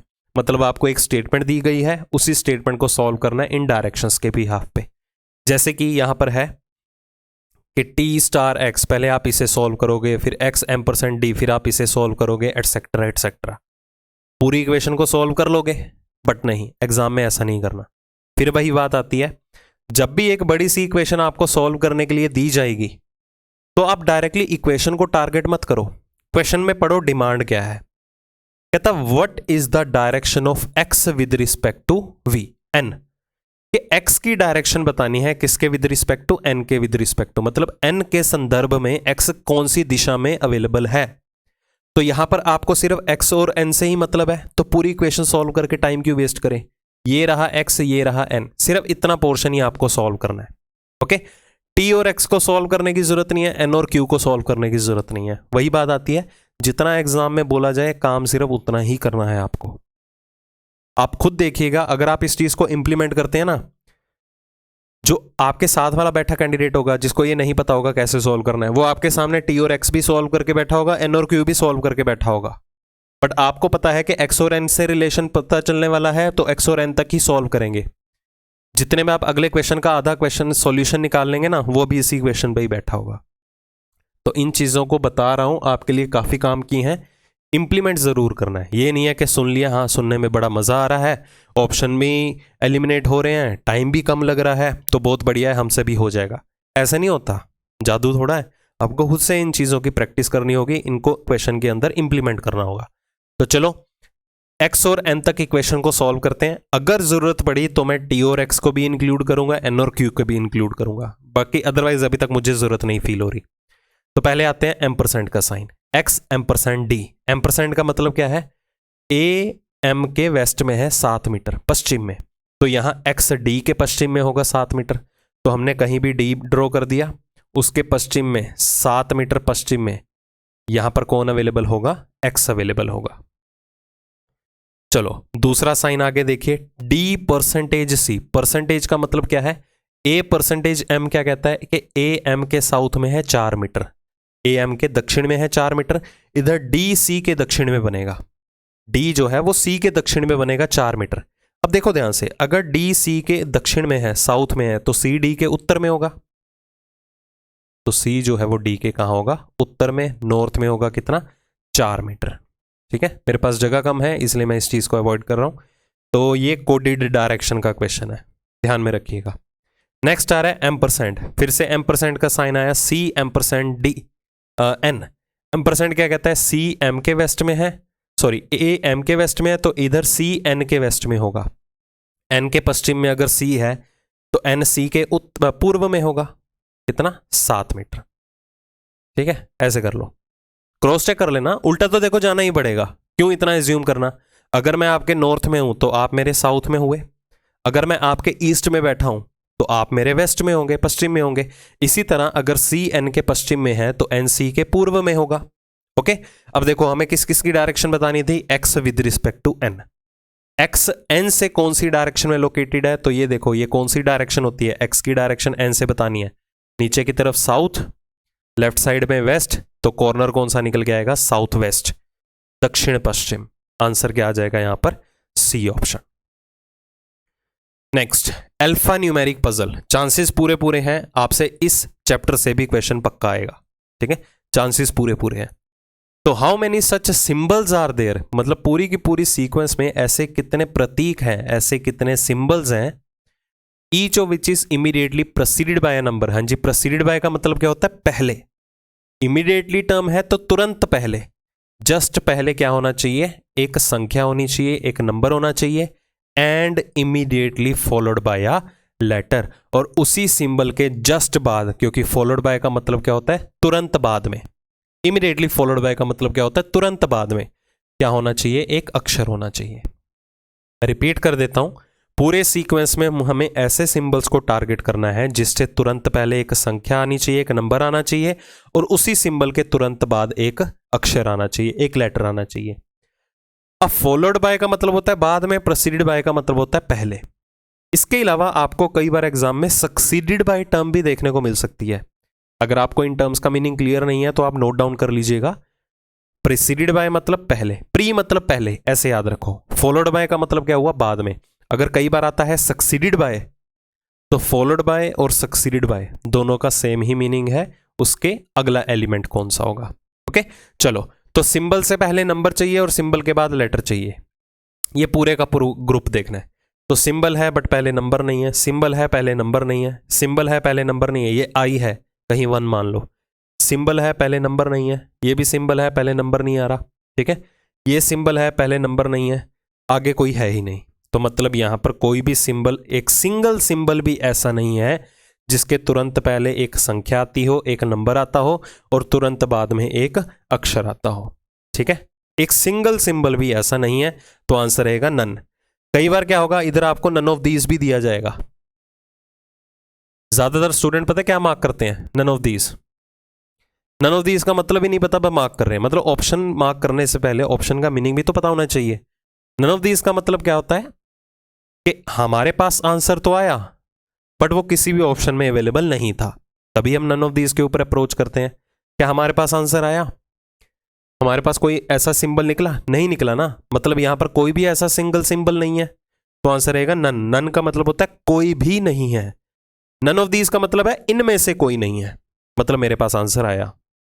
तो गलती से भी नन ऑफ दीज मार्क मत कर देना ऐसी सिचुएशन में, ओके, गलत हो जाएगा, ठीक है। तो अगर आपको एक्सप्लेनेशन देखो समझ में आ रही है, मैं उम्मीद करता हूं आप में से काफ़ी स्टूडेंट ऐसे होंगे जो हमारे जो टियर 2 की सीरीज़ है उसके लिए उन्होंने इनरोल किया होगा, बट फिर भी अगर आपने इनरोल नहीं किया है तो मैं आपको सजेस्ट करूंगा कि इनरोल कर लो। ये गोल्डन अपॉर्चुनिटी है क्योंकि वैकेंसीज जो हैं बहुत ज़्यादा हैं, ओके। अगर आप अपने ऊपर इन्वेस्टमेंट नहीं करोगे किसके ऊपर करोगे बताओ, ठीक है, सिंपल सा फंड है। तो अगर तो आप कॉन्फिडेंट हैं कि हाँ आपको क्लियरिटी है कि अगर डिफ़िकल्टी लेवल जितना भी बढ़ जाए वेल एंड गुड है, फिर तो यूट्यूब पे वीडियोस भी पड़ी हैं वहाँ से भी देखो, बट आपको क्लैरिटी चाहिए, लेवल ऑफ क्वेश्चंस चाहिए, मतलब आपको चाहिए कि हाँ रिस्क नहीं लेना चाहते स्पेसिफिकली इस चैप्टर के अंदर या इस सेक्शन के अंदर, रीजनिंग में स्पेसिफिकली, क्योंकि फर्स्ट टाइम होने जा रहा है। तो मैं आपको सजेस्ट करूँगा बैच के लिए इनरोल कीजिए, बहुत ही बढ़िया तरीके से और बढ़िया बढ़िया लेवल के क्वेश्चन करवाए जा रहे हैं। अभी बहुत टाइम है एग्ज़ाम को, ठीक है, फरवरी में कब हो, मार्च में हो, अभी कुछ भी नहीं आइडिया, ओके। रिकॉर्डेड वीडियोस हैं, कोई लाइव वीडियोस नहीं है, आपका बिल्कुल भी टाइम वेस्ट नहीं होगा, रेलेवेंट कंटेंट है, to the point, question given होगा, करो और सॉल्व करो और मज़े मारो, सिंपल सी बात, ठीक है। तो आप उस कोर्सेज के लिए इनरोल कर सकते हो। ये हमारा जो टैब है पेड कोर्सेज का, ऐप डाउनलोड करो, वहाँ पर डायरेक्टली आपको मिल जाएगा, ठीक है। बाकी और भी सब्जेक्ट्स की टियर 2 की हमने सीरीज़ चलाई हुई है, किसी भी कोर्स के लिए इनरोल कर सकते हो। उसके लिए आपको डेमो वीडियोस भी अवेलेबल हैं, किसी और टीचर से पढ़ना चाहते हो उसका भी डेमो देख सकते हो। फ्री ऑफ कॉस्ट कंटेंट भी बहुत कुछ अवेलेबल है, ठीक है। मतलब अगर आपको पहली बात तो इस प्रैक्टिस सेट की PDF चाहिए, तो जो हमारा ये यूट्यूब PDF के नाम सा फोल्डर है, ठीक है। अब जैसे ये वीडियो कब आ रही है, जनवरी मंथ में, तो जनवरी मंथ का एक फोल्डर होगा, वहाँ पर जाके इस PDF को आप डाउनलोड कर सकते हो, इस प्रैक्टिस सेट को अपने एंड से सॉल्व कर सकते हो, ठीक है। इसके अलावा बहुत सी चीज़ें ऐसी हैं फ्री ऑफ कॉस्ट जिनका आप एक्सेस ले सकते हो और बहुत ही आपके काम की होंगी। मतलब जितने भी लेटेस्ट टॉप क्वेश्चंस आते हैं वो चैप्टर वाइज भी अगर आप आइडिया लेना चाहते हो तो वो फ्री वीडियोस का जो सेक्शन है यहाँ से अभी आप देख सकते हो, ठीक है। और उसके अलावा जितने भी प्रीवियस ईयर पेपर्स हैं उसका भी आपको अलग से टैब दिख जाएगा जब आप ऐप डाउनलोड करोगे, प्रीवियस ईयर पेपर्स भी अवेलेबल हैं। वोकैबलरी बहुत फ़ायदा हो रहा है बच्चों को, वोकैबलरी और जीके के क्वेश्चन को लेके। वोकैबलरी इतने नीट एंड क्लीन तरीके से आपको यहाँ पर प्रोवाइड की गई है कि मतलब अगर आप उसे रिवाइज कर लोगे ना 1-2 बार, कभी दिमाग से भूलेगा ही नहीं आपका, ठीक है। अब उनके लिए भी इन चीज़ों का एक्सेस ले सकते हो, मंथली करंट अफेयर्स में मिल जाएंगे, सब कुछ अवेलेबल है यहाँ पर, बहुत सी चीज़ें फ्री ऑफ कॉस्ट अवेलेबल हैं। एक बार आओ डाउनलोड करो ऐप, उसमें देखो आप खुद उस चीज़ को फील करेंगे कि हाँ जो भी दिया गया है कंटेंट जेन्युइन है और आपके बहुत काम आने वाला है। ज़रूरी नहीं है कि ऐप डाउनलोड करनी है तो मतलब कुछ ना कुछ खरीदना ही पड़ेगा, बिल्कुल भी नहीं, ओके। जो पे कर सकते हैं उनके लिए है, बट अगर आप नहीं कर सकते हो पे, ठीक है, तो कोई इशू नहीं है, आपको फ्री ऑफ कंटेंट मतलब मेहनत थोड़ी ज़्यादा मारनी पड़ेगी अपने लेवल पे आपको, बस ये रहेगा। बाकी हर एक टैब में कुछ ना कुछ आपको आपके काम की चीज़ें मिल जाएंगी। जैसे अवर बुक्स का जो सेक्शन है इसमें आपको रीजनिंग की बुक भी मिल जाएगी। टियर 2 के लिए मार्केट में सिर्फ एक ही बुक है, अभी मैं लास्ट में जाके भी उस बुक के बारे में आपको बता दूंगा। टियर 2 के कोई भी बुक मार्केट में अवेलेबल नहीं है, सिर्फ हमारी एक बुक अवेलेबल है। अवर बुक का जो सेक्शन है वहाँ से जाके आप बुक परचेज भी कर सकते हो या डायरेक्टली फ्लिपकार्ट से भी परचेज कर सकते हो, ठीक है। मतलब अगर वो बुक कर ली ना आपने, आपको कोई भी किसी भी एग्जाम के लिए चैलेंज नहीं कर सकता रीजनिंग के सेक्शन में। बस बैंकिंग मेंस के लिए नहीं होगी वो, ठीक है, मैं पहले क्लियर कर दूं, वो बुक जो है वो बैंकिंग मेंस के लिए नहीं है, बाकी सभी एग्जाम्स के लिए है, ठीक है। चलो जी, आते हैं अब अगले क्वेश्चन के ऊपर। ब्लैक स्क्रीन कर देता हूं मैं। चलो आइए, counting of figures non verbal. चलिए इस क्वेश्चन को सॉल्व करते हैं। तो इस तरह की फिगर्स तो आपने बहुत बार देख रखी होगी, तो मैं इस वाले पोर्शन को अभी साइड में रखता हूं। ये वाला पोर्शन जो है साइड में रखता हूं मैं, इसको अलग से हैंडल करेंगे। बाकी इस चीज के ऊपर आओ। ओके, क्वेश्चन को सॉल्व करने का अगर तरीका देखना है कि शॉर्ट ट्रिक क्या है, डिटेल में समझना चाहते हो, तो मेरी काउंटिंग ऑफ फिगर की एक वीडियो अवेलेबल है यूट्यूब पे, 4.5 घंटे की होगी, पूरा चैप्टर वहां से कर सकते हो। मैं यहां से आपको डायरेक्ट क्वेश्चन का सॉल्यूशन देने जा रहा हूं। इसके लिए आपको क्या करना है, मेन बेस के ऊपर आपको नंबर ऑफ ट्रायंगल्स काउंट करने हैं, कितने हैं, ठीक है, कितने हैं, 4। तो इनकी नंबरिंग लिख दो एज इट इज। ओके, तो आपको करना क्या है, प्रोसीजर ध्यान से देखना। अभी उस वाले पोर्शन को मैंने साइड रखा है, इस तरह की फिगर में चाहे इसको फर्दर एक्सटेंड भी कर दूं तो भी उसमें ये एप्लीकेबल है, यूनिवर्सल मेथड बता रहा हूं। तो 1 को एज इट इज लिखो, इस 1 को इस 2 में जोड़ो तो रिजल्ट कितना आ गया, 3। इस 3 को उठाओ, इस 3 में जोड़ो तो रिजल्ट कितना आ गया, 6। 6 को उठाओ, 4 में जोड़ो, रिजल्ट कितना आ गया, 10। ठीक है, इन सभी को ऐड कर दो, 10 6 16 और 4 कितना हो गया, 20। अब ये मेरा फाइनल आंसर नहीं है, मैं पहले बोल दूं, हम सिर्फ इस वाली फिगर के अंदर टारगेट कर रहे हैं। मैं फिगर आपको बता देता हूं कौन कौन सी है। ए, बी और सी में, फिगर ए, बी और सी में हम नंबर ऑफ ट्रायंगल्स काउंट कर रहे हैं, ठीक है, in figure A, B and C, उसी में ही डिटरमिन कर रहे हैं। अब इस मेथड को जो हमने ये लिखा है, इस मेथड को बोला जाता है skip take method. Skip take method मैं लिख भी देता हूं, मेथड का नाम क्या है, स्किप टेक मेथड। देखो चीजें मैं इलेबोरेट कर रहा हूं डिटेल में, तो आपको टाइम लगेगा, बट जब आप इन चीजों को इस मेथड के साथ खुद से सॉल्व करने लगोगे ना, विद इन सेकेंड्स के साथ होगा, ठीक है। अब देखो स्किप टेक मेथड जो है हमेशा बॉटम टू टॉप लगता है। कैसे करना है, नीचे से ऊपर तक। ये हो गया स्किप, ये हो गया टेक, फिर ये हो गया स्किप, फिर ये हो गया टेक। अब स्किप और टेक, स्किप का मतलब क्या होता है, छोड़ दो, छोड़ दो भाई। टेक मतलब रख लो, स्किप मतलब छोड़ दो, टेक मतलब रख लो। अब कितने आपने स्किप किए उसको नहीं देखना, कितने टेक किए, लिए, एक्सेप्ट किए, उसको काउंट करो। 6 और 1 कितने एक्सेप्ट कर लिए, 7। तो ट्रायंगल एबीसी या फिगर एबीसी के अंदर हमारे पास टोटल नंबर ऑफ ट्रायंगल्स कितने आ गए, 27। इतना क्लियर हो गया। तो ये स्किप टेक मेथड जो है वो यूनिवर्सल है, ठीक है। अब उसके बाद अब इस वाले पोर्शन को टारगेट करते हैं। देखो जब भी इस तरह की फिगर आपके सामने आएगी ना, तो मैं आपको आइडिया दे दूं कि कौन कौन से कॉम्बिनेशन में आपको नंबर ऑफ ट्रायंगल्स अवेलेबल होती हैं जब आप इन्हें single individually as a component target करोगे, ठीक है। सिंगल कंपोनेंट्स को टारगेट करोगे तो यहां पर ट्रायंगल्स अवेलेबल होंगी, 4 कंपोनेंट इकट्ठे मिलाओगे तो ट्रायंगल्स अवेलेबल होंगी, 9 कंपोनेंट इकट्ठे मिलाओगे तो ट्रायंगल्स अवेलेबल होंगी, 16 मिलाओगे तो, 25 मिलाओगे तो। मतलब इसमें अगर आप मैन्युअली क्वेश्चन सॉल्व करते ना, तो या तो आपको सिंगल कंपोनेंट में ट्रायंगल्स मिलती, या 4 कंपोनेंट्स को मर्ज करके मिलता, या 9 कंपोनेंट को मर्ज करके मिलता, या 16 को, या 25 को, या 36 को। मतलब ये सारे के सारे परफेक्ट स्क्वायर्स के कॉम्बिनेशन ही हैं। 1 2 का स्क्वायर 4, 3 का स्क्वायर 9, फिर आगे 16 क्लब हो जाते, 4 का स्क्वायर, फिर 5 का स्क्वायर 25 क्लब हो जाते, अगर आप मैन्युअली क्वेश्चन को सॉल्व करते, ठीक है। अब यहां पर देखिए सिंगल इंडिविजुअल कंपोनेंट कितने हैं, इस पोर्शन को मैं अलग से देख रहा हूं, कितने हो गए, ये 5। ओके, अब ये 4 के कॉम्बिनेशन में भी ट्रायंगल्स की पार्टिसिपेशन देंगे। कौन कौन से, ये देखो मैं हाईलाइट कर रहा हूं, 1 2, समझ में आ गया, और ये 3, ये आधा हिस्सा यहां से भी आ रहा है, ठीक है। कितने हो गए, 3। तो 4 के कॉम्बिनेशन में 3 ट्रायंगल्स और बनी। अब ये 9 के कॉम्बिनेशन में भी पार्टिसिपेट करेंगे, कैसे, ये वाले अलग वाले पोर्शन को देख रहे हैं ना, ये देखो ये 9 के 9 ये वाले ट्रायंगल्स मिला दो, एक बड़ी ट्रायंगल ये भी मिलेगी, बस दैट्स इट। इससे आगे फर्दर आप एक्सटेंड नहीं कर सकते हो फिगर को। तो 5 3 8 और 1 कितना हो गया, 9। अब ध्यान से देखो 27 आपके पास थे ए, बी और सी वाली फिगर में, ठीक है, 9 और हो गए, 27 और 9 कितना हो गया, 36। Correct answer is D option. समझ में आया? अगर कहीं भी कंफ्यूजन हो तो इसे रिवाइंड करके जरूर देखना, ठीक है, जो भी मैंने यहां पर एक्सप्लेन किया है। मतलब एग्जाम में इस तरह से क्वेश्चन को सॉल्व करना है, ये नहीं है कि 1 बाय 1 करते बैठ रहे हो। ठीक है, तो पूरी फिगर को स्प्लिट कर लो, जो आपकी एंटिटी यूजफुल है उसे अलग से सॉल्व करो जिसकी आपको ट्रिक्स ध्यान में है। ठीक है, बाकियों को मैनुअली कर सकते हो, क्योंकि बिल्कुल भी एक्सपेक्ट मत करिएगा कि जो भी अगर आपको काउंटिंग ऑफ फिगर का क्वेश्चन आया उसमें शॉर्टकट लगेगा ही लगेगा। हर एक क्वेश्चन को आप शॉर्टकट के साथ सॉल्व नहीं कर सकते कि अगर आप कहोगे कि पूरी कंप्लीट फिगर का ही शॉर्टकट बताओ, पॉसिबल ही नहीं है। ठीक है, ये नहीं है कि मेरे पास ही नहीं है, किसी के पास नहीं है दुनिया के अंदर। ऐसे तो मैं किसी भी वे में कोई भी फिगर ड्रॉ कर सकता हूं, तो फिगर तो किसी भी तरह से आपको दी जा सकती है कि ट्रायंगल्स निकालो, स्क्वायर्स निकालो। अगर ट्रिक्स बाय चांस बन भी जाती है, इनफाइनाइट नंबर ऑफ क्वेश्चंस होंगे, कितने ट्रिक्स याद कर लोगे। ठीक है, तो जो बेसिक एंटिटीज बनी हुई हैं आपके सामने, जैसे कि इस फिगर को लेके जो मैंने आपको बताई हैं, चाहे वो स्किप टेक मेथड था या कुछ भी था इस तरह की फिगर में, तो उन एंटिटीज को आप यूज कर सकते हो with the help of shortcut.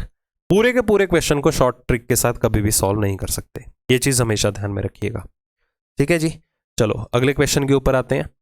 Missing number, या इस जिसे आप करैक्टर पजल बोलते हैं, ये वेरिएशन में आपको क्वेश्चन देखने को जरूर मिल सकता है। अब काफ़ी तो जब फर्स्ट टाइम उन्होंने ये क्वेश्चन देखा होगा, ये मेरे ख्याल से 2022 का 21 का जो CGL का एग्जाम था उसमें इस तरह के क्वेश्चन दिए गए थे 2-4 शिफ्ट के अंदर। इसमें क्या है, आपको पैटर्न क्रिएट करना होता है। जैसे कि फर्स्ट रो में आपके पास 3 नंबर्स हैं, सेकंड रो में 9 नंबर्स हैं और थर्ड रो में 3 नंबर्स हैं। तो मतलब कि यहां पर आपको क्वेश्चन तो पहले क्रिएट करना होगा। मतलब पहले तो नंबर हमने ले लिया 75, फर्स्ट रो का फर्स्ट नंबर, सेकेंड रो के 3 नंबर, ये आपको पैटर्न या फॉर्मेट जो है क्रिएट करना होगा खुद से। ठीक है, और थर्ड रो का फर्स्ट नंबर, इस तरह से आपको सेट्स बनाने होंगे। फिर दूसरा सेट यहां से क्या आएगा, यहां से आ गया 68, फिर अगले 3 नंबर उठाओ, ऐसे डिवाइड कर दो, 27, 36 और 3। यहां से दूसरा नंबर क्या हो गया, 17, एक सेट ये हो गया। इसी तरह तीसरा नंबर सेट क्रिएट करो, जैसे कि यहां पर पेंडिंग क्या रहा, 55, बीच के 3 नंबर्स और कौन से पेंडिंग रहे, 32 क्वेश्चन मार्क और 16, यहां तीसरी संख्या कौन सी रही, 5। ऐसे आपको सेट्स क्रिएट करने पड़ेंगे। बस यहां पर आपको थोड़ा टाइम लगेगा, अदरवाइज क्वेश्चन बहुत सिंपल आएंगे। अब सुनिए ध्यान से, जब भी इस तरह से सेट आपको कोई भी फिगर अवेलेबल हो या क्वेश्चन गिवन हो, हमेशा सेंटर वैल्यू को टारगेट करो। मतलब बाहर वाले नंबर्स को यूज करके कोर वैल्यू को टारगेट करो कि कैसे डिटरमिन करना है। ये निकल के कैसे आया 30, अगर हम ध्यान दें तो ये जो 75 है वो 15 का मल्टीपल है। तो अगर मैं ऊपर और नीचे ऑपोजिट नंबर्स को टारगेट करूं, 75 अगर 15 का मल्टीपल है तो रिजल्ट कितना आ गया, 5। 18 3 का मल्टीपल है, 18 को 3 से डिवाइड करो तो कि रिजल्ट कितना आएगा, 6। दोनों का प्रोडक्ट कितना होता है, 30। क्रॉस चेक करते हैं, 68 जो है 17 का मल्टीपल है, 68 को 17 से डिवाइड करो, 4 आ गया। 27 को 3 से डिवाइड करो, 9 आ गया। दोनों का प्रोडक्ट कितना होता है, 36, 36। सिमिलरली 55 को 5 से डिवाइड करोगे, 11 आ गया। 32 को 16 से डिवाइड करोगे, 2 आ गया। और दोनों का प्रोडक्ट कितना होगा, 22। Correct answer is B option. ठीक है, तो क्वेश्चन में जो आपको इस तरह से पैटर्न दिखेगा वो बहुत ही इजी लेवल का रहेगा। टाइम लगेगा सिर्फ आपको थोड़ा सा ये सेट कंक्लूड करने में। आप एक सेट बना दो और आखिरी सेट बना दो, बीच वाला सेट मत बनाओ। अगर आपको पहले सेट से ही अपने पैटर्न की क्लैरिटी है तो आपको दूसरा सेट देखने की जरूरत नहीं है, डायरेक्टली इसी के ऊपर स्विच कर सकते हो। ठीक है, तो थोड़ा टाइम लगेगा आपको ऐसे सेट्स क्रिएट करने में, और कहीं भी नहीं। कैलेंडर, चलो क्या लिखा गया है, कहता if it was Friday on 21 September 2018 then what was the day on 17 June 2009। कहता अगर 21 सितंबर 2018 को क्या था, फ्राइडे था। चलो जो भी था, तो हमें बताना है 17 जून 2009 को सप्ताह का कौन सा दिन था। ये देखो पास्ट में जा रहे हो आप, 18 से 9 तक।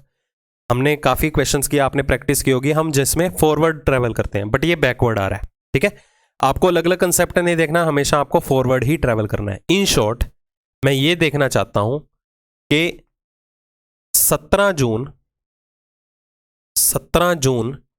2009 से 21 सितंबर 2018 तक total number of odd days कितने निकल के आते हैं। तो इसे हम स्प्लिट करके इस क्वेश्चन को सॉल्व करेंगे। कैसे, पहले हमारा टास्क होगा 17 जून 2009 से कंक्लूड करना 17 जून 2018। ठीक है, तो क्वेश्चन को थोड़ा आसान बनाते हैं।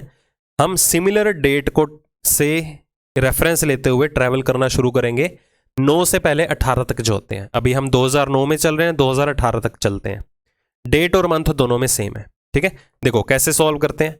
पहले तो ये देखो 2009 से लेके 2018 तक टोटल नंबर ऑफ ईयर्स कितने हो गए, 9। इन 9 सालों में हम total number of odd days एक बार डिटरमिन कर लेते हैं। कैसे डिटरमिन करेंगे? इन 9 सालों में 9 ऑड डेज तो पक्का होंगे ही होंगे। क्यों? हमने सभी को कंसीडर कर लिए, सारे के सारे नॉर्मल है। तो एक नॉर्मल ईयर में एक ऑड डे होता है, 9 सालों में 9 ऑड डे तो पक्का होंगे ही होंगे। बट हमें पता है ये सारे के सारे नॉर्मल नहीं है, कुछ इनमें लीप ईयर्स भी हैं। कितने? 2, 2012 और 2016। उन 2 लीप ईयर्स में 29 फरवरी आई होगी, मतलब 2 एक्स्ट्रा डेज और फर्दर इंक्लूड हो जाएंगे। तो total number of odd days यहां से कितने आ जाएंगे, 4। 11/7 कितने आ गए, 4। मतलब 17 जून 2009 से 17 जून 2018 तक total number of odd days कितने आए, 4। अब आगे 17 जून 2018 अगर हमारे पास आ चुकी है तो हम यहां से 21 सितंबर 2018 कंक्लूड कर सकते हैं। अब यहां तक देखते हैं total number of odd days कितने आएंगे। कैसे?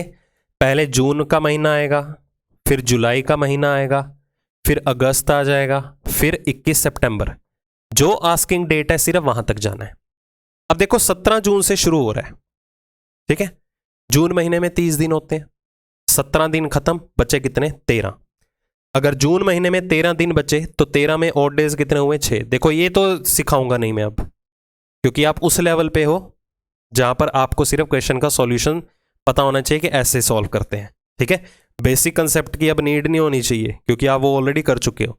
अगर आपको इस कंसेप्ट के थ्रू देखना है कि कैसी चीज़ें फॉलोअप हो रही हैं, तो कैलेंडर वीडियो हमने हाल ही में अपलोड की है यूट्यूब के ऊपर। 5.5 घंटे में पूरा टॉपिक बताया हुआ है, क्वेश्चंस नहीं बताए हुए, सिर्फ और सिर्फ कंसेप्ट क्लियर किया हुआ है। एक बार वो कंसेप्ट भी समझ में लिया ना, गारंटी के साथ कहता हूं हर क्वेश्चन 1 गो में सॉल्व हो जाएगा। तो 30 में से 17 दिन कंप्लीट हो गए, बचे 13। 13 दिनों में ऑड डेज कितने हुए, 6। जुलाई महीने में 31 दिन होते हैं, ऑड डेज 3। अगस्त में भी 3 ऑड डेज, और 21 सितंबर का मतलब क्या हो गया, 21/7 मतलब 0 ऑड डे। तो मतलब यहां पर टोटल ऑड डेज की वैल्यू कितनी आ जाएगी, 6 और 3 9 और 3 12 का मतलब कितना हो गया, 5।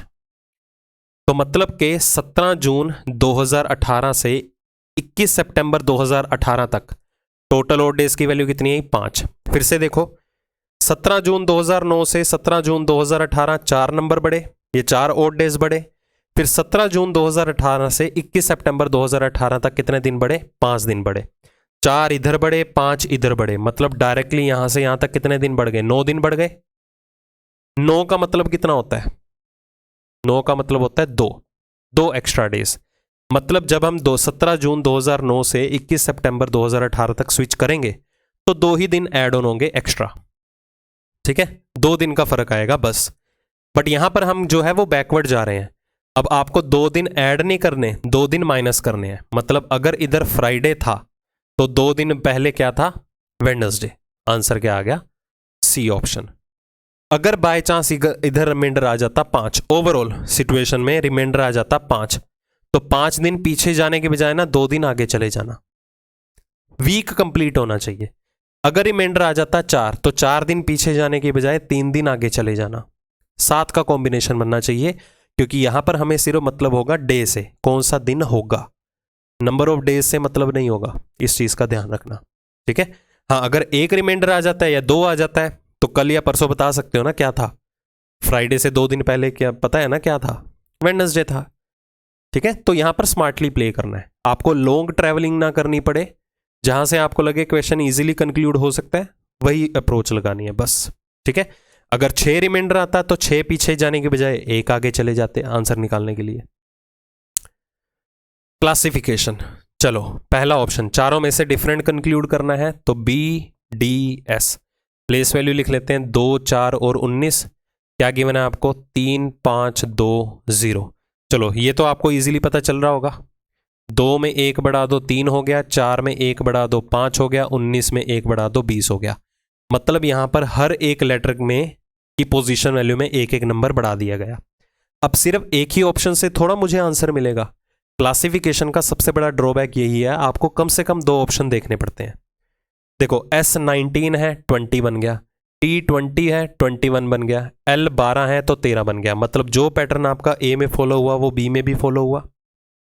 N14 है तो 15 बन गया, ये देखो। Q17 है तो 18 बन गया, ठीक है, ओके। P16 है तो 17 बन गया। मतलब तीनों में सेम पैटर्न फॉलो हुआ, तो आंसर क्या आ जाएगा मेरा? D option, okay. क्योंकि यहां पर Z 26 है तो 27 होना चाहिए, ये 26 एज इट इज लिया गया, तो डी ऑप्शन मेरा टोटली डिफरेंट ऑप्शन है बाकियों के कंपैरिजन में। तो यही मेरा ओड वन आउट हुआ, ओके। चलो जी, कैलेंडर का कोड गिवन है, फेस मास्क का कोड गिवन है, सिक्योरिटी का बताना है।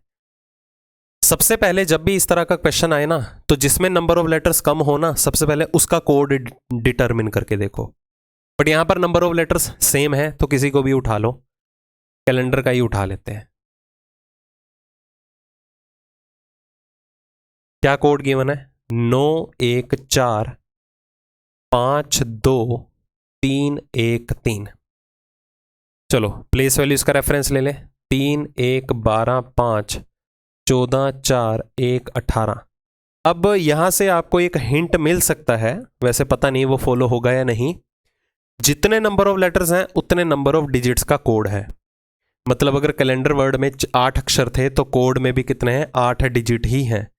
अब डिजिट की फॉर्म में है, मतलब अगर आर की प्लेस वैल्यू 18 है तो डिजिट की फॉर्म में उसका कोड गिवन है। सी की प्लेस वैल्यू अगर 3 है तो डिजिट की फॉर्म में ही उसका कोड गिवन है। अब अगर मैं कंपेयर करना चाहूं, देखो सी की प्लेस वैल्यू 3 है तो आपको 3 अवेलेबल है, ये देखो लास्ट में। A1 है तो 1 यहां पर भी अवेलेबल है। L12 है तो उसकी जगह 3 लिया हुआ है। 3 कैसे आया? 1 और 2 को आपस में जोड़ दो, ठीक है।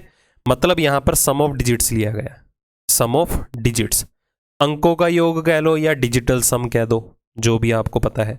अब डिजिटल सम भी बोल सकते हो, ओके। अब E5 है तो आगे क्या लिया गया? 2। अब E को 2 से कैसे कन्वर्ट कर दिया? यहां पर एक और सिचुएशन आपको सीखने को मिल सकती है। अगर हम वोवल्स को टारगेट करें तो हमारे पास वोवल्स कितने होते हैं? 5। अब वोवल्स को अगर टारगेट कर रहे हैं, 5 वोवल्स होते हैं सीक्वेंस में, तो इनका सीक्वेंस क्या होता है? ए पहला वोवल है, ई दूसरा, आई तीसरा, ओ चौथा और यू पांचवा। आपने टीयर 1 में ये सीख रखा होगा। तो यहां पर ई को 2 के साथ रिप्लेस क्यों किया गया? क्योंकि वोवल्स की कैटेगरी में ई दूसरे नंबर पे आता है। तो मतलब ये जो सम ऑफ डिजिट्स किया गया है ना, ये सिर्फ और सिर्फ कॉन्सोनेंट्स का किया गया है, और वोवल को क्या है? वोवल को उनके सीक्वेंस के हिसाब के साथ रिप्लेस कर दिया गया, ठीक है। चलो वेरीफाई करते हैं।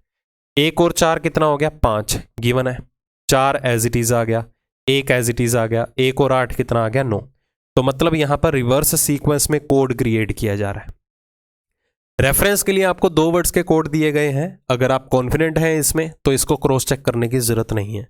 अगर आपको फिर भी हल्का सा डाउट आए तो फेस मास्क का कोड भी कंक्लूड कर सकते हैं। अदरवाइज डायरेक्टली जिसका पूछा गया है उसके ऊपर फोकस करो, ठीक है।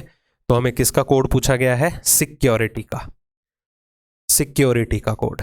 तो ध्यान से देखिएगा, डायरेक्टली बनाएंगे हम। जैसे 25 रिवर्स सीक्वेंस में ना, जो लेटर आखिरी में है उसका कोड सबसे पहले आएगा। 5 और 2 कितना हो गया? 7। हर एक ऑप्शन में अवेलेबल है। T20 डिजिट्स का सम कितना हो गया? 2। I9 नहीं लेना, सिक्योरिटी। I एक वोवल है, I का प्लेस कितना होता है? 3। तो यहां पर नंबर 3 आ जाएगा। ऑप्शन कोई एलिमिनेट हो रहा है? बी ऑप्शन एलिमिनेट हो गया, ठीक है। चलो R 18 होता है, 8 और 1 कितना हो गया? 9। U 5वां वोवल है तो 5 के साथ रिप्लेस कर देंगे। C 3 एज इट इज आ जाएगा। E 2 होगा क्योंकि वोवल की कैटेगरी में वो दूसरे प्लेस पे आता है। S 19 है तो 9 और 1 कितना हो जाएगा? 10, ठीक है। तो आखिरी में 210 आना चाहिए, ये भी एलिमिनेट है। ये 3933, हमें क्या चाहिए? 3953 यहां पर गिवन है, ये सीक्वेंस बन रहा है। Correct answer is D option, ठीक है जी। तो पैरेलली आप ऑप्शंस का रेफरेंस लेके ऑप्शंस को एलिमिनेट भी कर सकते हो। A cube is painted blue on all its faces and it is then cut into 125 smaller cubes of equal size. How many cubes are not painted on any face? ठीक है जी। कहता है एक बड़े से घन को 125 छोटे छोटे टुकड़ों में कट किया गया है, वो ऑफ इक्वल साइज। तो आपको पता चल चुका है कि उस बड़े घन की जो भुजा है वो कितनी है? 5 सेंटीमीटर या 5 मीटर, क्योंकि यहाँ पर आपको डायमेंशंस नहीं दी गई, वो मीटर में है या सेंटीमीटर में है। तो इन शॉर्ट अगर आपके यहाँ पर अवेलेबल है नंबर ऑफ स्मॉलर क्यूब्स कितने हैं, तो एक सिंगल एज पे टोटल नंबर ऑफ पीसीज कितने होंगे, टोटल नंबर ऑफ पीसीज का क्यूब रूट करने पे आपको टोटल नंबर ऑफ पीसीज एक सिंगल एज पे अवेलेबल होंगी। इस तरह से आपके सामने आ जाती है ना क्यूब। अगर ये 125 पीसीज हैं ओवरऑल, तो सिंगल एज पे टोटल पीसीज कितने होंगे, ये तो आपको पता ही है कैसे डिटरमिन करते हैं। जितने आपके total number of peace smaller cubes होंगे उसका क्यूब रूट ले लीजिए, ठीक है। तो n की वैल्यू हमारे पास कितनी होगी, 5। तो हमारे पास जिसका कोई भी फेस कलर्ड फॉर्म में ना हो उसे डिटरमिन करने का क्या फॉर्मूला होता है, तो जिसका कोई भी फेस कलर्ड फॉर्म में ना हो, मतलब कि नो फेस पेंटेड, उसके लिए हमारे पास एक डायरेक्टली फॉर्मूला होता है, ठीक है। क्या फॉर्मूला होगा, n-2 की पावर 3, ओके। यहां n की वैल्यू क्या है, number of pieces on a single edge, एक एज पे टोटल स्मॉलर पीसीज कितने हैं, 5 माइनस 2 का क्यूब, 3 का क्यूब, कितना हो गया 27, ठीक है। बट अगर आप मुझसे ऑलरेडी पढ़ रखे हो कोर्सेज में तो आपको ये करने की बिल्कुल भी जरूरत नहीं है। हमें पता है कि जब 125 टुकड़े होंगे इस पूरी की पूरी क्यूब में, तो ये लेयर कितनी आएंगी, 5x5x5 की क्यूब बनेगी। तो 5 लेयर्स x एक्सिस की हैं, 5 y एक्सिस की हैं और 5 z एक्सिस की हैं। तो 5 x एक्सिस में से 2 लेयर्स रिमूव कर दो, 5 y एक्सिस में से 2 रिमूव कर दो और 5 z एक्सिस में से 2 रिमूव कर दो, कितनी बची, 3/3/3। आप डायरेक्टली ऐसे भी कर सकते हो, क्यों फॉर्मूला के झमेले में पढ़ना, ठीक है। क्योंकि आपको पता होगा अगर n-2, ये -2 कहां से आता है, ये वॉल्स को रिमूव करने से आता है, ओके। ये डिटेल एक्सप्लेनेशन थी वैसे, अदरवाइज ये फॉर्मूला ये तो सबको आपको पता ही होगा, हर बुक में अवेलेबल है, ठीक है। अदरवाइज आप इसे ओरली भी कर सकते हो। देखा कि 125 पीसीज हैं, 5x5x5 की क्यूब है, तो 5 में से 2 लेयर्स रिमूव कर दो हर एक एक्सिस में से, 3x3x3। इसी तरह अगर 64 पीसीज होते, 4x4x4 की लेयर होती जिसका कोई भी फेस पेंटेड ना हो, कैसे निकालेंगे, 4 में से 2 निकाल दो, इधर भी 2 निकाल दो, इधर भी 2 निकाल दो, कंबाइन कर दो तो 8 पीसीज ऐसे होंगे जिसका कोई भी फेस कलर्ड ना हो, जब 64 पीसीज होंगे तो, ठीक है। बट ये 125 पीसीज हैं तो इसलिए यहां पर आंसर कितना आ जाएगा, 27।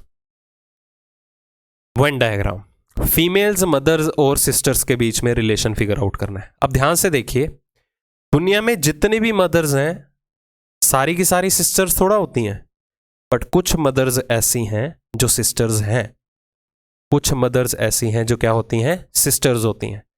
अब चाहे मदर्स की बात कर लो, माताओं की बात कर लो या बहनों की बात कर लो, है तो वो सारी की सारी महिलाएं ही, फीमेल पर्सन ही है।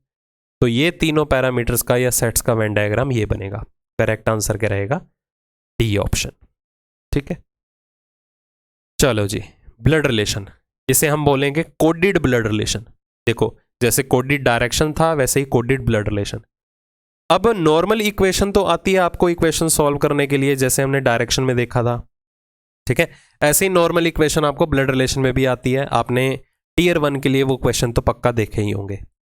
बट ये क्वेश्चन क्या कहता है कि Q is the daughter in law of V, मतलब जो आपको ऑप्शंस दिए गए हैं हर ऑप्शन में ये फिगर आउट करके बताइए कि किस ऑप्शन में जो Q है वो V की बहू है, डॉटर इन लॉ, ओके। चलो तो डायरेक्टली देखो करने का तरीका मैं आपको बता देता हूं। सारी की सारी स्टेटमेंट्स हमें स्ट्रेट में अवेलेबल है। ये देखो स्ट्रेट मतलब जिस किसी भी स्टेटमेंट में फर्स्ट पोजीशन पे बैठा पर्सन डिफाइन हो, ये हमेशा स्ट्रेट की स्टेटमेंट मानी जाती है, ठीक है। तो स्ट्रेट की स्टेटमेंट है, तो जब भी हमें स्ट्रेट से रिलेटेड कोई भी कंडीशन रहे उसमें लास्ट पोजीशन पे बैठे पर्सन का हमें जेंडर कभी भी नहीं पता चलता कि वो मेल है या फीमेल। मतलब यहां पर देखो हर ऑप्शन की गिवन इक्वेशन में Q लास्ट पोजीशन पे बैठा है, तो यहां हमें Q का कहीं भी पता नहीं चलेगा कि वो मेल है या फीमेल, ठीक है। अगर जेंडर नहीं पता चलेगा तो कैसे डिटरमिन कर लेंगे कि वो बहू ही है, ठीक है, दामाद भी हो सकता है, ओके। जेंडर की क्लैरिटी होनी जरूरी है, बट कंडीशंस हैं, माना के लास्ट पोजीशन पे बैठे पर्सन का जेंडर नहीं पता चलेगा, बट कंडीशन क्या है, उस लास्ट पोजीशन पे बैठे पर्सन के साथ जो भी ये साइन यूज हो रहा है ये हस्बैंड वाइफ वाला नहीं होना चाहिए। तो इधर देखो हस्बैंड वाइफ वाला साइन कौन सा है यहां पर, परसेंटेज, तो परसेंटेज कहीं पर आ रहा है, बिल्कुल भी नहीं। तो देखो इसे किस तरह से सॉल्व करना है। जब हम इसे सॉल्व करने बैठेंगे T multiply Q. T multiply Q का मतलब क्या है? मल्टीप्लाई का मतलब क्या है? एक्स वाई की सिस्टर है तो इधर टी क्यू की बहन बनेगी। अगर टी क्यू की बहन बनेगी तो हमें क्यू का जेंडर पता चला कि वो मेल है या फीमेल, कैंसिल करो। इसी तरह टी मल्टीप्लाई क्यू यहां भी नहीं पता चलेगा। आर प्लस क्यू को जब आप सॉल्व करोगे कि R is the father of Q, R जो है वो क्यू का बेटा है, सॉरी आर जो है वो क्यू का पिता है, तो इसमें क्यू का जेंडर तो पता ही नहीं चला, वो बेटी भी हो सकती है वो बेटा भी हो सकता है, तो इससे भी एलिमिनेट करो। तो आंसर अल्टीमेटली कहां से आएगा? D option. अब आप कहोगे यहां पर भी तो ये चीज डिफाइन हो रही है, देखो ध्यान से, R is the son of Q बनेगा, अगर मैं डिवाइडेड बाय का साइन वहां फुल करूंगा तो R is the son of क्या बनेगा? क्यू, कि आर जो है वो क्यू का बेटा है। इधर आर क्यू का पिता था, मतलब क्यू से तो कहीं से भी क्लियरिटी नहीं मिली। अगर आर क्यू का बेटा है ना, तो मतलब यहां जनरेशन नीचे की तरफ बन रही है। अगर आपने इसमें सफिशिएंट क्वेश्चंस की प्रैक्टिस की होगी कोर्स के अंदर जो मुझसे पढ़ रखे हैं, तो उसमें इस चीज की कि आपको क्लैरिटी पता चलेगी कि अगर एक पर्सन नीचे वाली जनरेशन में आके बनता है तो ऊपर वाले पर्सन का जेंडर पता चल सकता है, क्योंकि आर जो है वो बेटा है। जैसे कि अगर मैं यहां पर इंक्लूड कर देता हूं जस्ट एन एग्जांपल, ये वाला रिलेशन देखो, टी मल्टीप्लाई आर यहां पर एक बार करके देखते हैं। टी मल्टीप्लाई, मल्टीप्लाई का मतलब क्या है? Sister. T is the sister of R, हमने ये सॉल्व कर दिया। इसको सॉल्व करके ही बता देता हूं, फिर आपको ज्यादा क्लियरिटी होगी। सी प्लस टी का मतलब क्या है? प्लस का मतलब यहां क्या आ रहा है? फादर, तो C is the father of T. अगर सी टी का फादर है तो सी तो आर का भी फादर हुआ, क्योंकि ये दोनों सिबलिंग्स हैं। अगर सी आर का फादर है तो ध्यान से देखिए क्यू सी की क्या बनी? पत्नी नहीं बनी। तो मतलब ये क्यू जो है वो ऊपर जाके जनरेशन में डिफाइन हो रहा है। अगर किसी पर्सन का कोई भी सन या डॉटर है, किसी भी पर्सन का, तो वो पर्सन कौन है? वो उसकी मदर है या फादर है, वो आपको बाकी इक्वेशन से क्लियरिटी मिलेगी। जैसे कि इस इक्वेशन को जब हमने सॉल्व किया, आर प्लस आर ऊपर ही बन गया ना ऑलरेडी, पहले ऊपर वाली जनरेशन में इंक्लूड हो गया, तो यहां पर हमें क्यू का जेंडर पता ही नहीं चलेगा, चाहे आप इसे सॉल्व करके देख सकते हो। ठीक है, अल्टीमेटली मेरा आंसर क्या आ गया? ये वाला ऑप्शन। पर इसे कंप्लीट कर लेते हैं। वी डॉलर सी की बात हो रही है तो V is the mother of C, V is the mother of C. तो ध्यान से देखिए क्यू जो है वो वी की मान क्या बनी? डॉटर इन लॉ, बहू, वी के बेटे की वाइफ। तो आंसर क्या आ गया? D option. ठीक है, तो इस तरह से आप कुछ एक ट्रिक्स का आइडिया लेके ऑप्शंस को एलिमिनेट कर सकते हो। आपको ये पूरी इक्वेशन सॉल्व करने की जरूरत कभी भी नहीं पड़ेगी। ठीक है, उसके लिए चीजें आनी बहुत ज्यादा जरूरी हैं। ओके, चलो जी, ये रॉन्ग नंबर सीरीज का क्वेश्चन है। ऐसी संख्या डिटरमिन कीजिए जो उस पूरी की पूरी श्रृंखला से बिलोंग नहीं करती है, रॉन्ग नंबर निकालना है। ओके, चलो ध्यान दीजिए, ये 3, 7, 17, 31, 59 ये सारे के सारे नंबर्स क्या हैं? बेसिक चीजों का आइडिया पहले आना चाहिए दिमाग में। ये सारे के सारी क्या हैं? प्राइम नंबर्स हैं, अभाज्य संख्याएं हैं। अभाज्य संख्याएं क्यों कौन सी होती हैं? जिनके सिर्फ दो ही फैक्टर्स हो, one and itself. Okay, one and itself. Okay, तो ये सारे प्राइम नंबर्स हैं, बट ये सारे के सारे प्राइम नंबर सीक्वेंस में नहीं अवेलेबल। अगर हम इन प्राइम नंबर्स का सीक्वेंस उठाएं तो वैसे क्या होता है? 2, 3, 5, 7, 11, 13, 17 इस तरह से होते हैं प्राइम नंबर्स। तो ये सीक्वेंस में नहीं अवेलेबल। पहला प्राइम नंबर क्या है? 3, फिर क्या है? 7, फिर क्या है? 17। ठीक है, मतलब एक प्राइम नंबर से जब दूसरे प्राइम नंबर पे आए तो 1 का गैप आया, फिर 2 का गैप आया, फिर इसके बाद 3 का गैप आना चाहिए। ठीक है, देखो 17 के बाद 3 का गैप करेंगे तो 31, फिर 4 का गैप आना चाहिए। तो देखो अभी तक तो सीरीज सही चल रही है। अगर इसी पैटर्न को पकड़ते हैं, 1 का गैप, फिर 2 का गैप, फिर 3 का गैप, फिर 4 का गैप आना चाहिए एक प्राइम नंबर से दूसरे प्राइम नंबर। तो देखते हैं 31 के बाद के प्राइम नंबर कौन कौन से आते हैं। 31 के बाद आ जाता है पहले 37, फिर आ जाता है 41, फिर आ जाता है 43, फिर आ जाता है 47, फिर उसके बाद कितना आता है? 53। ठीक है, उसके बाद कितना आता है? 59, 57 नहीं 59। तो देखो 1 का गैप आया 3 और 7 में, 7 और 17 में 2 का गैप आया। ठीक है, 17 और 31 में 3 का गैप आ रहा है। 31 और 4 के गैप के बाद 53 आना चाहिए। हमें क्या गिवन है? 59। तो 59 जो है पूरी सीरीज का पार्ट नहीं है, मतलब यही हमारे पास एक रॉन्ग टर्म अवेलेबल है। ओके, पजल्स चांसेस पूरे पूरे हैं, पजल और सिटिंग पक्का आएगा टीयर 2 के अंदर। तो चलिए फ्लोर बेस्ड पजल आपको अवेलेबल है यहाँ पर, जिसमें कि आपको क्या डाटा अवेलेबल है, कहता 7 पर्सन्स हैं, उनके नेम दे दिए गए हैं क्या? नहीं, नेम नहीं अवेलेबल, आगे जाके अवेलेबल है। एक बिल्डिंग में रहते हैं, कितने फ्लोर्स हैं? 7 ही फ्लोर्स हैं, मतलब 7 पर्सन्स हैं और 7 फ्लोर हैं। हर फ्लोर पे एक एक पर्सन रहेगा, जिसमें कि बॉटम मोस्ट सबसे निचले तल को नंबर 1 का नाम दिया गया, उससे ऊपर वाले को नंबर 2 एंड सो ऑन। 7वां फ्लोर टॉप मोस्ट फ्लोर है। तो सबसे पहले जब भी इस तरह की सिचुएशन गिवन हो, एक पर्सन्स का केस अवेलेबल है और एक फ्लोर का केस अवेलेबल है, हमेशा उस एंटिटी को प्रायोरिटी दो। मतलब ये 2 एंटिटीज हैं, पर्सन एक एंटिटी हो गई, फ्लोर एक एंटिटी हो गई। उस एंटिटी को पहले प्रायोरिटी दो जिसका एक स्पेसिफिक सीक्वेंस अवेलेबल है। सीक्वेंस किसका स्पेसिफिक होगा? फ्लोर्स का, क्योंकि हमें पता है फर्स्ट के ऊपर सेकंड, सेकंड के ऊपर थर्ड, तो जिसका स्पेसिफिक सीक्वेंस हो हमेशा पहले उसी को प्रायोरिटी दो। मतलब 7 6 5 4 3 2 1, हर फ्लोर पे एक पर्सन ने तो पक्का आना ही आना है। ओके, चलो आपको ज्यादा अंडरस्टैंडिंग के लिए यहां पर मैं प्रॉपर टेबुलर फॉर्म बना ही देता हूं। ओके, 2-3 टेबल्स एक्स्ट्रा जरूर रखिएगा एग्जाम में जब भी आप सिटिंग या पजल करने जाएंगे। क्या पता अलग से केसेस क्रिएट होते हो, पॉसिबिलिटीज एक्स्ट्रा बनती हो यहां पर। पहली इंफॉर्मेशन कहता है not more than 3 persons live above P. P के ऊपर 3 से ज्यादा लोग नहीं रहते हैं। मतलब पी के ऊपर या तो 1 पर्सन रहेगा, या तो 2 पर्सन रहेंगे, या तो 3, या तो पी के ऊपर कोई भी नहीं रहेगा, क्योंकि पी के ऊपर 3 से ज्यादा पर्सन नहीं आने वाले। ठीक है, आगे देखिए, कहता Q lives immediately above P. Q जो है वो पी के जस्ट ऊपर रहता है। अगर क्यू पी के जस्ट ऊपर रहता है तो पी तो 7th फ्लोर पे भी नहीं आएगा। ओके, तो पी के लिए यहां पर हमारे पास कितने केसेस बने? 2 केसेस बन सकते हैं। कौन कौन से देखते हैं? Q lives immediately above P, और 3 से ज्यादा लोग भी नहीं आएंगे पी के ऊपर। 3 से ज्यादा लोग नहीं आएंगे, मतलब अगर मैं 3 का भी केस मान लूं तो पी यहां पर भी आ सकता है, पी यहां पर भी आ सकता है, और पी यहां भी आ सकता है। ठीक है, 3 केसेस क्रिएट हो जाएंगे। पी तो कहीं भी अवेलेबल हो सकता है, तो पी हमारे पास यहां पर भी अवेलेबल हो सकता है। ओके, तो क्यू जो है पी के जस्ट ऊपर रहता है, तो क्यू यहां पर आ गया, क्यू यहां पर आ गया, और क्यू यहां पर आ गया। 3 केसेस ड्रॉ हो रहे हैं। देखो, स्टार्टिंग में अगर केसेस बनते हैं तो बना देना, चिल्ल मारो। ओके, आगे देखो, 2 persons live between Q and R. Q और आर के बीच में 2 पर्सन का गैप है, तो 2 के गैप में आर इधर आ सकता है, 2 का गैप आर इधर आ सकता है, 2 का गैप आर इधर भी आ सकता है। अगली इंफॉर्मेशन देखिए क्या है, कहता S lives immediately above V and lives on even numbered floor. कहता एस जो है वी के तत्काल ऊपर तो रहता है, और एस जो है वो सम संख्या वाले फ्लोर पे रहता है, इवन नंबर्ड फ्लोर। मतलब वी जो है वो ओड नंबर फ्लोर पे रहेगा।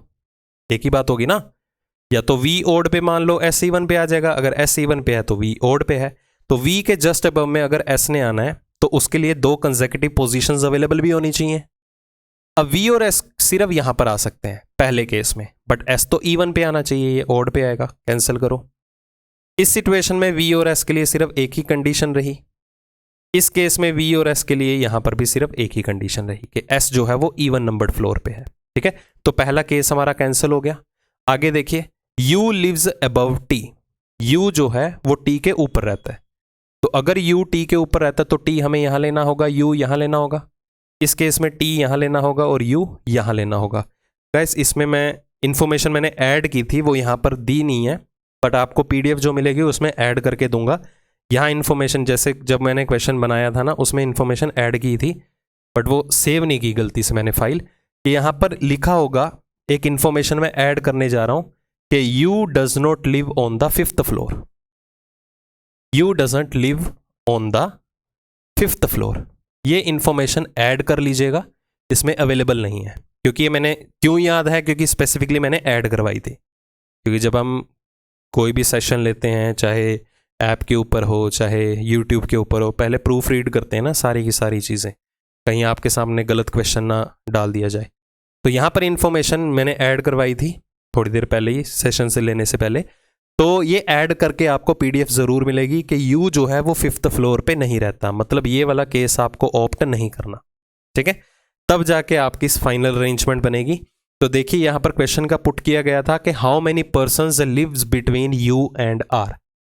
यू और आर के बीच में टोटल नंबर ऑफ पर्सन्स कितने रहते हैं? 1 2 3, 3 पर्सन रहेंगे। आंसर क्या रह जाएगा? C option.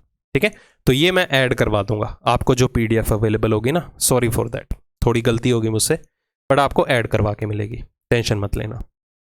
Next, some tables are chairs, syllogism.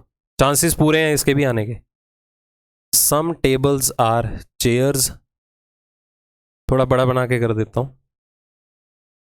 Some tables are chairs, आगे क्या है? All doors are table, all windows are doors. सारी विंडोज डोर्स हैं और सारा डोर्स जो है वो टेबल है। तो इस तरह से वेन डायग्राम बनेगा। चेक कर लो, सारी विंडोज डोर्स हैं, सारे डोर्स टेबल्स हैं और कुछ टेबल का हिस्सा क्या है? चेयर के अंदर आ रहा है। पहला conclusion, some windows are chairs, क्या कुछ विंडोज चेयर का हिस्सा है? ये देखो, ये रहे विंडोज, ये रहे चेयर्स, क्या कुछ चेयर्स विंडोज के अंदर इंक्लूड हुई? उसका तो सब पार्ट है ही नहीं, पहला गलत हो गया। Some doors being chairs is a possibility, क्या कुछ डोर का हिस्सा, ये देखो, कुछ डोर का हिस्सा चेयर हो सकता है। तो सिलोजिज्म में पॉसिबिलिटी की डेफिनेशन क्या है कि अगर किन्हीं भी दो चीजों के बीच में कोई भी कनेक्टिविटी ना हो तो आप उसमें कुछ भी एज्यूम कर सकते हो। कुड बी एनीथिंग, कुछ भी पॉसिबल किया जा सकता है। यहां तो सारा डोर ही चेयर का पार्ट हो सकता था, आपने तो फिर भी सम पूछ लिया। True. Some tables are not windows, negative conclusion है। नेगेटिव कंक्लूजन तभी ट्रू माना जाएगा अगर स्टेटमेंट के सेट में कोई ना कहीं आपको नेगेटिव स्टेटमेंट अवेलेबल हो। जब आपके सामने कोई नेगेटिव स्टेटमेंट है ही नहीं तो नेगेटिव कंक्लूजन कहां से ट्रू हो जाएगा? तो ये भी गलत हो गया। तो इसलिए आंसर यहां पर क्या रहेगा? Only second follows, that is B option. Clear है जी? तो पॉसिबिलिटी वाले कंक्लूजन जरूर करके जाइएगा। चांसेस पूरे पूरे हैं, इस बार पॉसिबिलिटी का केस आए और ओनली का केस भी आने के फुल ऑन चांसेस है। ठीक है, ओनली का केस आने के भी फुल ऑन चांसेस हैं और पॉसिबिलिटी आने के भी फुल ऑन चांसेस हैं, क्योंकि बेसिक लेवल माना जाता है श्योरिटी बेस्ड कंक्लूजन, वो टीयर 1 में आप कर चुके हो। पर इस बार का जो एग्जाम था सीजीएल में, 1-2 शिफ्ट में ओनली वाला केस भी देखा है मैंने। ठीक है, चाहे आप भी गो थ्रू कीजिएगा। अगर उन्होंने टीयर 1 के अंदर पहल कर दी है ओनली के केस को लेके, तो टीयर 2 में भी आएगा ही आएगा। आप अपनी सेफ साइड लेके चलिएगा। पॉसिबिलिटी भी अच्छे से पढ़ के जाना। ओनली का केस, ओनली अ फ्यू का केस, कैन नेवर का केस, ये स्पेशल केसेस हैं, ये पढ़ के जाना। हालांकि अगर आप टीयर 2 में एनरोल कर चुके हो तो ये सारी की सारी चीज़ें हम डिस्कस कर चुके हैं सिलोजिज्म में, गलती नहीं होनी चाहिए बस। Okay, ranking. लड़कों की एक पंक्ति में Kapil is 19th from the right and Nikunj is 14th from the left. Nikunj का स्थान हमें गिवन है बाईं ओर से 14वां और कपिल का स्थान हमें गिवन है दाईं ओर से 19वां। मोस्ट इंपॉर्टेंट क्वेश्चन, इंटरचेंजेस से रिलेटेड पक्का आता है। आगे देखो हुआ क्या, when Kapil and Nikunj interchange their positions, अगर दोनों ने अपनी पोजीशन को इंटरचेंज कर लिया, ठीक है, तो कपिल यहां पर आ गया और निकुंज यहां पर आ गया। फिर हुआ क्या, Nikunj becomes 24th from the left. Nikunj यहां पर आया तो क्या बन गया? 24th फ्रॉम द लेफ्ट बन गया। विच of the following will be Kapil's position from the right, तो हमें कपिल की पोजीशन दाईं ओर से बतानी है। क्वेश्चन तो आपको क्लियर होगा ही होगा। 2 शॉर्ट ट्रिक बता देता हूं, पहले तो एक्चुअल मेथड बता देता हूं ट्रिक का, फिर रफा दफा कर देंगे। निकुंज पहले 14 लेफ्ट पे था, आगे जाके क्या बन गया? 24 लेफ्ट। 10 स्टेप्स आगे बढ़ा, तो ये भी तो 10 स्टेप्स आगे बढ़ेगा, क्योंकि इंटरचेंज मतलब जितने नंबर ऑफ पर्सन्स को निकुंज ने क्रॉस किया होगा कपिल के प्लेस तक जाने के लिए, उतने नंबर ऑफ पर्सन को कपिल भी तो क्रॉस करेगा निकुंज के प्लेस तक जाने के लिए। निकुंज 14th लेफ्ट पे था, आगे जाके 24 बना, 10 स्टेप्स आगे बढ़ गया, तो भाई ये भी 10 स्टेप्स ही आगे बढ़ेगा। तो 19 है तो 10 स्टेप्स आगे बढ़ा दो, तो 29 फ्रॉम द राइट आंसर। ठीक है, एक तो ये मेथड है। अगर आपको कंसेप्ट से कोई लेना देना नहीं है, रो तो एक ही है ना, पंक्ति तो एक ही है, यहां दोनों वैल्यूज का जोड़ कितना बन रहा है? 24 और 19 कितना हो गया? 24 और 19 हो गया 33, तो इधर भी जोड़ 33 बना दो, तो 14 में 29 जोड़ोगे तभी 33 बनेगा। ये लेफ्ट है तो दूसरा राइट लेना बस, तो 29th फ्रॉम द राइट। ये रफा दफा करने वाला का। ठीक है, तो एग्जाम में क्वेश्चन को ऐसे अटेम्प्ट करना है, वो पलोस के नहीं करना कि पहले आप यहां से टोटल निकालेंगे, टोटल निकल गया तो लेफ्ट गिवन है तो राइट निकालेंगे, ये ताम झाम नहीं करना। ठीक है, फिर एक्सपेक्ट मत करना कि आप 1 घंटे में मैक्सिमम टू मैक्सिमम क्वेश्चन कर पाओगे, बिल्कुल भी नहीं, भूल जाओ। उससे बेहतर है घर ही बैठ जाओ।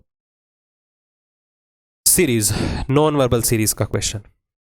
तो देखो ध्यान से, जब हम एक फिगर से दूसरे में, जैसे 4 फिगर का सीक्वेंस गिवन है, 5th फिगर आपको बतानी है, तो ध्यान दीजिए जब हम पहली 2 को टारगेट करें, ये 3 ऑब्जेक्ट्स कॉमन है, ये चेंज हो रहा है। फिर दूसरी से, मैं इधर नंबरिंग दे देता हूं, जब दूसरी से तीसरी पे जा रहे हैं तो बीच वाला ऑब्जेक्ट कॉमन है, साइड वाले चेंज हो रहे हैं। फिर तीसरे से चौथी से बीच वाला चेंज हो रहा है, कॉर्नर वाले वो है। देखो ठीक है, पहले बीच वाला चेंज हुआ, फिर बीच वाला सेम था, साइड वाले चेंज हो गए। अब जब तीसरे से चौथे में आ रहे हैं तो साइड वाले सेम है, बीच वाला चेंज हो रहा है। ठीक है, तो जब चौथे से 5वें में जाएंगे तो क्या होगा, फिर बीच वाला तो सेम रहने वाला है, साइड वाले चेंज होंगे। इतना क्लियर है? यहां से भी देख सकते हैं ये और ये सेम है, 2-2 सीक्वेंस में, ये दोनों भी सेम रहेंगे। तो ऑप्शन एलिमिनेट करो, ए और सी ऑप्शन एलिमिनेट। अब इनकी पोजीशन को टारगेट करो, किस तरह से मूवमेंट में आ रहे हैं। जब दूसरी और तीसरे में साइड वाले, जो ये साइड वाले ऑब्जेक्ट्स थे, मूवमेंट में कब कब आए, जब दूसरे से तीसरे में स्विच किया। कैसे मूवमेंट में आए, ट्रायंगल पहले राइट कॉर्नर पे था, फिर लेफ्ट बन गया, तो यहां पर राइट कॉर्नर पे लेफ्ट में स्विच हो गया, तो राइट कॉर्नर पे ये है एक्स वाली शेप, तो वो लेफ्ट कॉर्नर पे स्विच हो जाएगा। इस तरह से आएगा। ऑप्शन देखो, एक ही ऑप्शन बन रहा है, डी ऑप्शन हमारा फाइनल आंसर। बस जब भी सीरीज का केस आए तो मूवमेंट के ऊपर टारगेट करना है। ठीक है, कॉमन चीजों को टारगेट कर लो, अकॉर्डिंगली मूवमेंट भी देख लो कि उनकी मूवमेंट जो है वो क्लॉकवाइज डायरेक्शन में हो रही है, दक्षिणावृत्त दिशा में हो रही है, या एंटी क्लॉकवाइज डायरेक्शन, वामावृत्त दिशा। ठीक है, सारा खेल सिर्फ मूवमेंट्स का है और कुछ भी नहीं।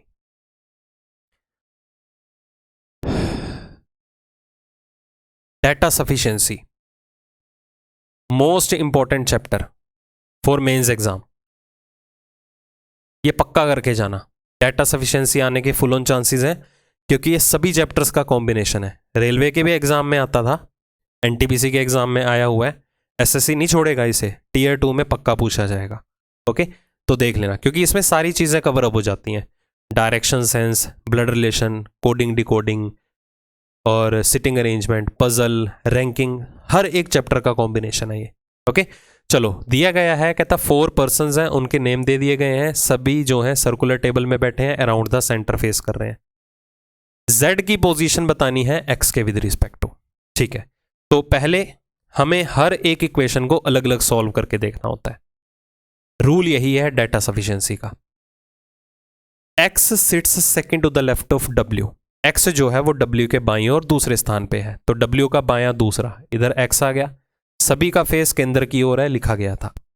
x sits on the immediate left of y, x y के तत्काल बाईं ओर है, तो y यहां लेना होगा, तभी उसके तत्काल बाईं ओर x आएगा। तो ये किसके लिए रहा प्लेस, z, क्योंकि आपको 4 ही पर्सन्स अवेलेबल थे। तो z की पोजीशन x के विद रिस्पेक्ट टू क्या है, वो उसके इमीडिएट लेफ्ट में है। आंसर आ गया डेफिनेटली।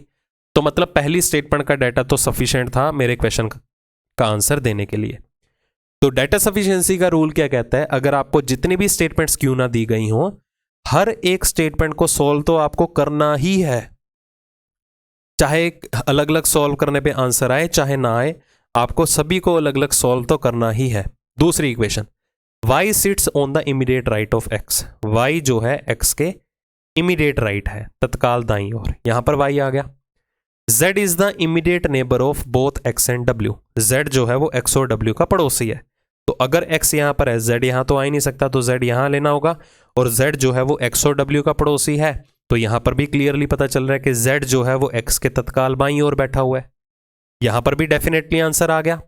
आंसर आपका फर्स्ट स्टेटमेंट से भी आ रहा था डेफिनेटली, सेकंड से भी आ रहा था, तो आंसर क्या मार्क करेंगे, आइदर 1 और 2 इज सफिशिएंट।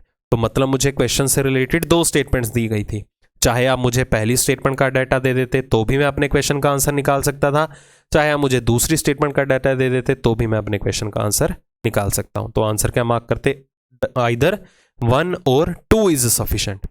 जब दोनों से ना आता अलग से सोल्व करने पे, फिर आप दोनों को मर्ज करके देखते हैं।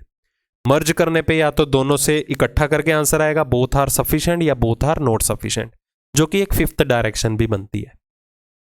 पहले से आता दूसरी से ना आता तो ओनली 1 इज सफिशिएंट होता, पहली से ना आता बट दूसरी से अकेला आ जाता तो ओनली 2 इज सफिशिएंट होता।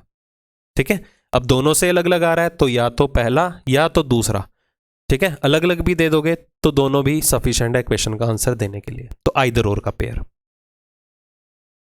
चलो जी, ये भी एनोलॉजी का केस है। ग्रुप एनोलॉजी आपको इस फॉर्मेट में दी जाती है, मतलब आपको सिर्फ स्टेटमेंट में थोड़ी क्लियरिटी दी गई है कि जितने भी आपको नंबर्स यहां पर अवेलेबल हैं उसे एज अ होल नंबर या कंप्लीट नंबर ही ट्रीट करना है। डिजिट्स की फॉर्म में उसे आप कंसीडर नहीं कर सकते, ठीक है, मतलब 64 को 64 ही लेना, 6 और 4 स्प्लिट नहीं कर सकते।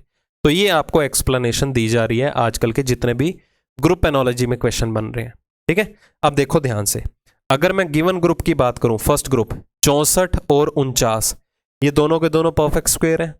दूसरे ग्रुप में भी देखो 121 और 225, ये भी दोनों परफेक्ट स्क्वायर्स हैं। तो जहां कहीं भी आपको परफेक्ट स्क्वायर्स, परफेक्ट क्यूब, संपूर्ण घन और वर्ग गिवन हो, ठीक है, स्क्वायर या क्यूब गिवन हो, वहां पर स्क्वायर रूट और क्यूब रूट तो पक्का लेना ही लेना है। जैसे कि अगर मैं यहां बात करूं, 64 का वर्गमूल कितना होगा 8, 49 का वर्गमूल कितना होगा 7। अब मुझे 7 और 8 से 112 बनाना है। कैसे बना सकते हो, अगर मैं 8 और 7 को मल्टीप्लाई कर दूं 56, 56 का डबल कितना हो गया 112। तो बेसिकली दो छोटे नंबर से जब भी बड़ा नंबर क्रिएट करना है तो उनको प्रोडक्ट में लो, उनके मल्टीपल्स बनाओ, ये सारी चीजें आपने सीखी होंगी टीयर 1 के अंदर। क्रॉस चेक करते हैं, 121 11, 225 का वर्गमूल 15, तो 15 गुना 11 कितने हो गए भाई, 15 गुना 11 हो गए 165। तो 165 का डबल, जैसे 56 का डबल किया 165 का डबल करेंगे तो कितना हो जाएगा 330। बिल्कुल गिवन है रिजल्ट। चलो ऑप्शन के थ्रू हिट करते हैं। फिर किसी भी नंबर का डबल करोगे तो एक इवन नंबर क्रिएट हो गया ना, ये तो ऑड नंबर गिवन है, इसको तो डायरेक्टली बाहर निकालो। 256 है 16 का, 225 है 15 का, तो 15 गुना 16 हो गए 240, 240 का डबल 200, 480। बिल्कुल ठीक है, बी ऑप्शन में ही हम क्या है similar group same pattern follow करते हुए अवेलेबल था, तो ये हमारा फाइनल आंसर।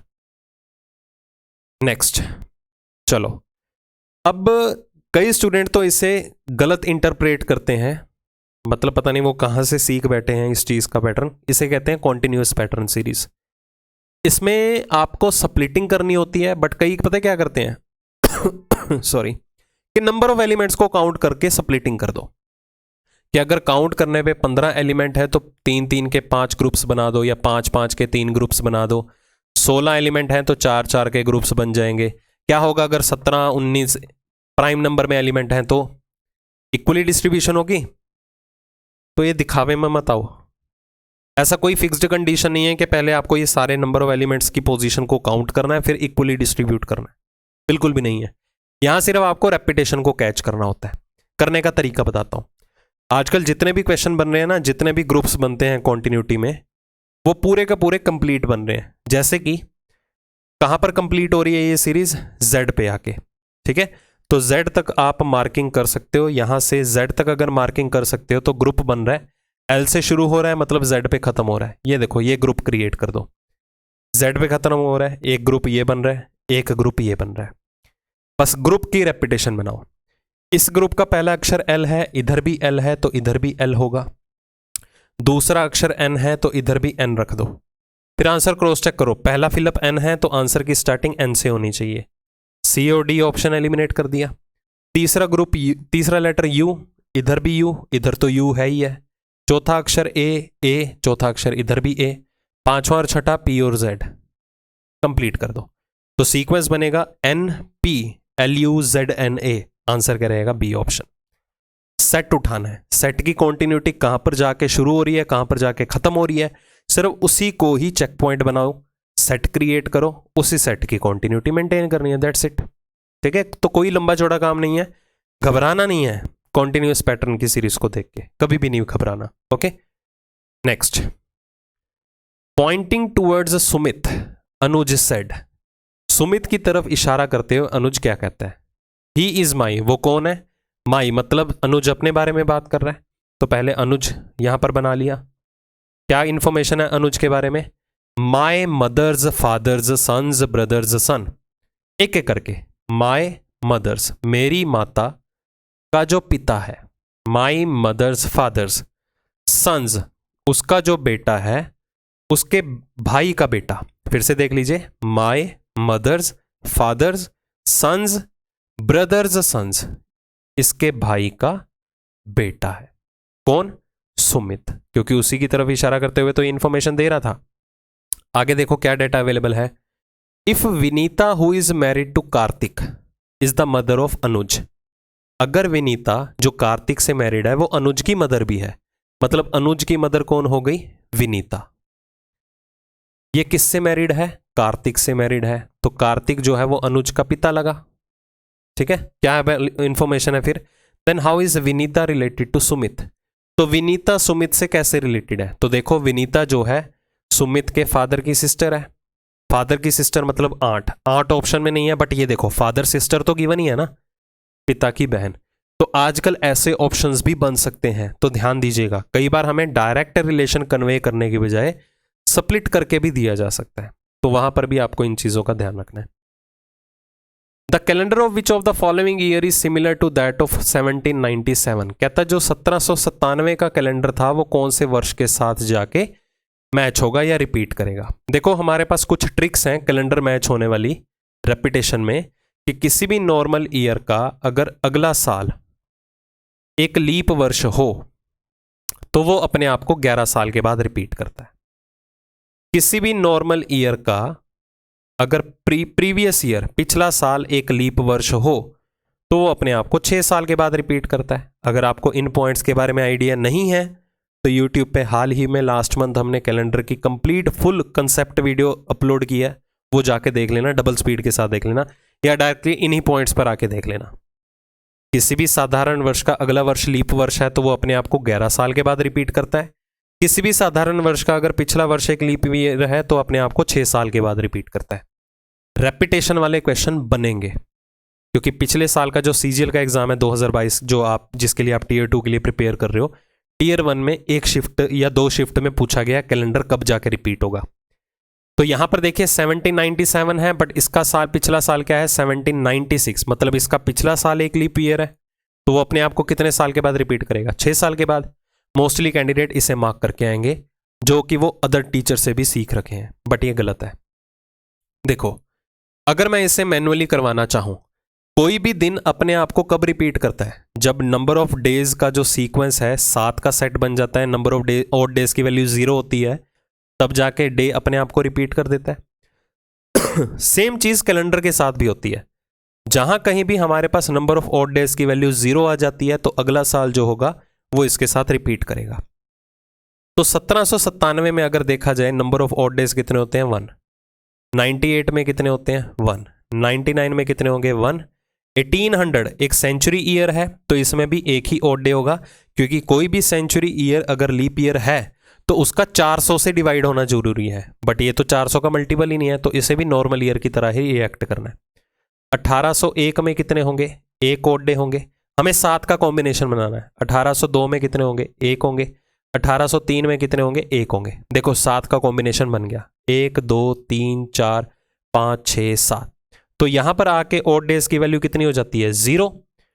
यहां तक ऑड डेज 0, तो अगला साल जो भी होगा वो इसके साथ रिपीट करेगा। तो अगला साल कौन सा है? 1804। ठीक है, बट ये भी मेरा आंसर नहीं है, क्योंकि कैलेंडर रिपीट होने का मतलब क्या है?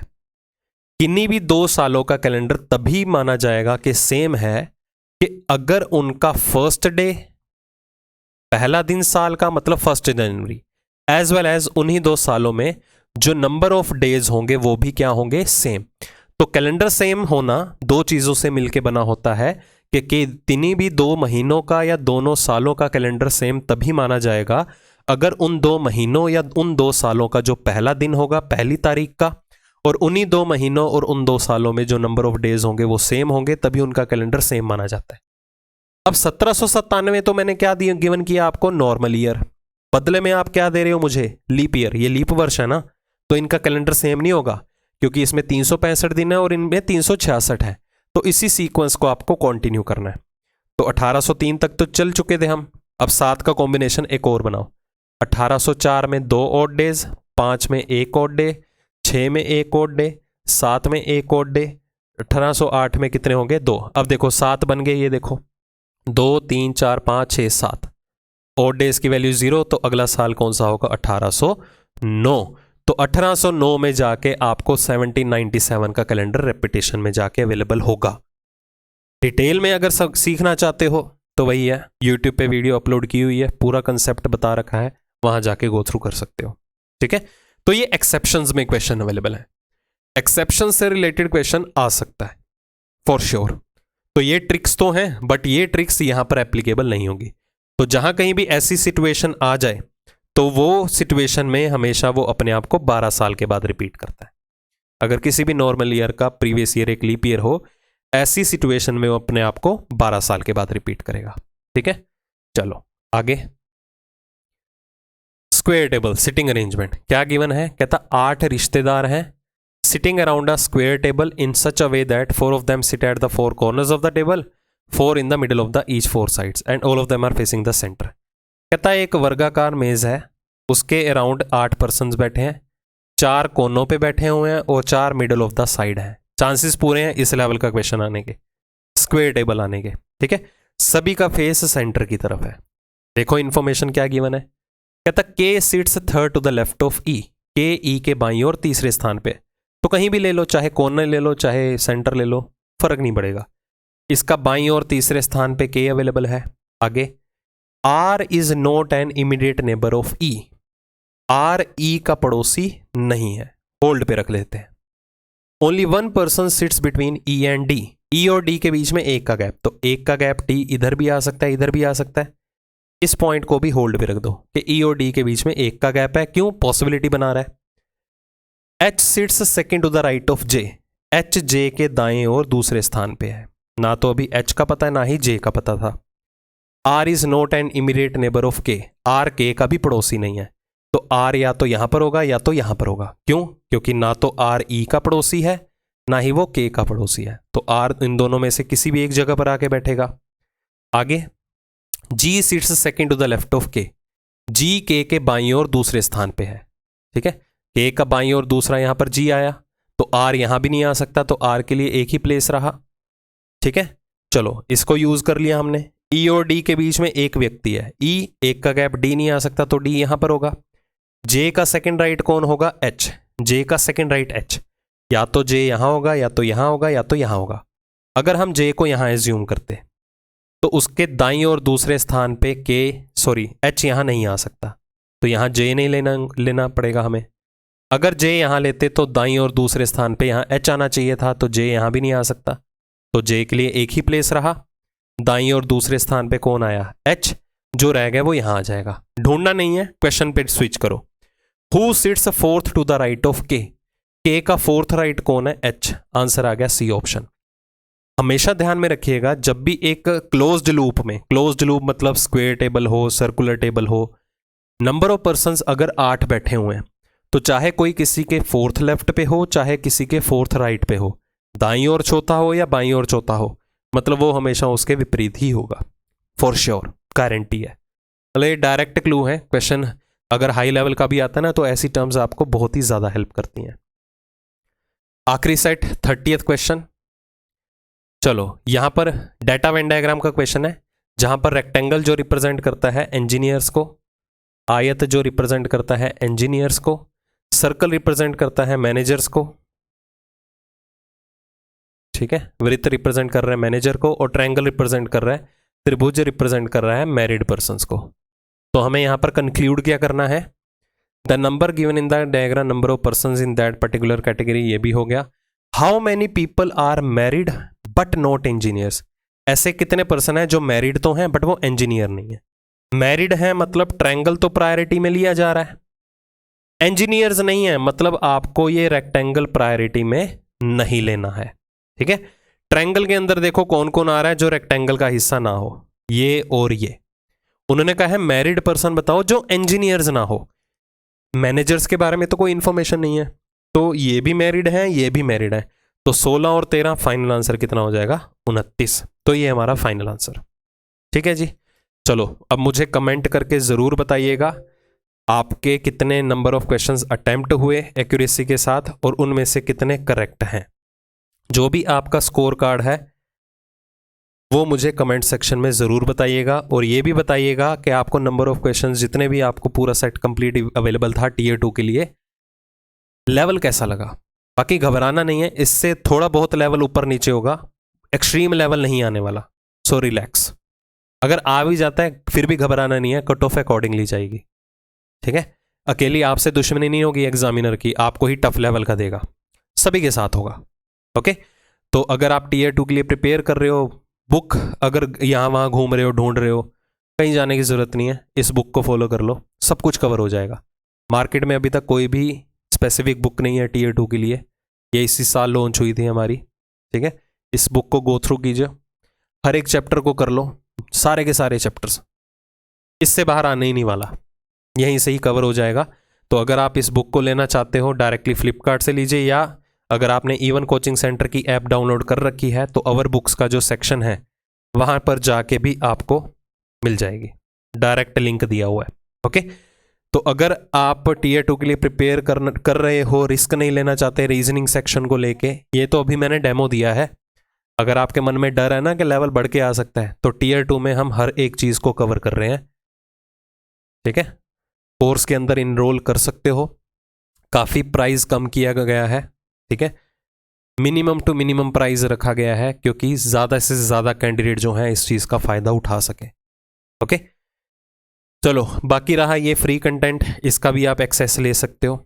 आप ऐप डाउनलोड कीजिए, हर एक चीज़ का आपको एक्सेस मिल जाएगा। तो अगर आपको इसी तरह के और सेशंस भी चाहिए तो मुझे कमेंट सेक्शन में ज़रूर बताइएगा। ओके, मैं पर्सनली देखूंगा जाके आपका की जो भी क्वेरीज होंगी, फिर उस पर आगे वर्कआउट करेंगे, ठीक है। तो उम्मीद करता हूँ आपको आइडिया लगा होगा। बस घबराना नहीं है बिल्कुल भी कि किस तरह से लेवल आएगा, इससे ज़्यादा लेवल नहीं आने वाला। अगर थोड़ा बहुत बढ़ भी गया तो कोई दिक्कत वाली बात नहीं है, ठीक है। वहाँ पर नंबर ऑफ अटैम्प्ट्स कम चले जाएंगे, वो सभी के जाएंगे, टेंशन मत लेना, ठीक है। इररिलेवेंट चीज़ें मत करना, बस ये ध्यान में रखिएगा। ओके, तो चलो इस सेशन में इतना ही, बाकी अब मिलेंगे अगली वीडियो के साथ, जल्दी ही मिलते हैं। Take care, good luck.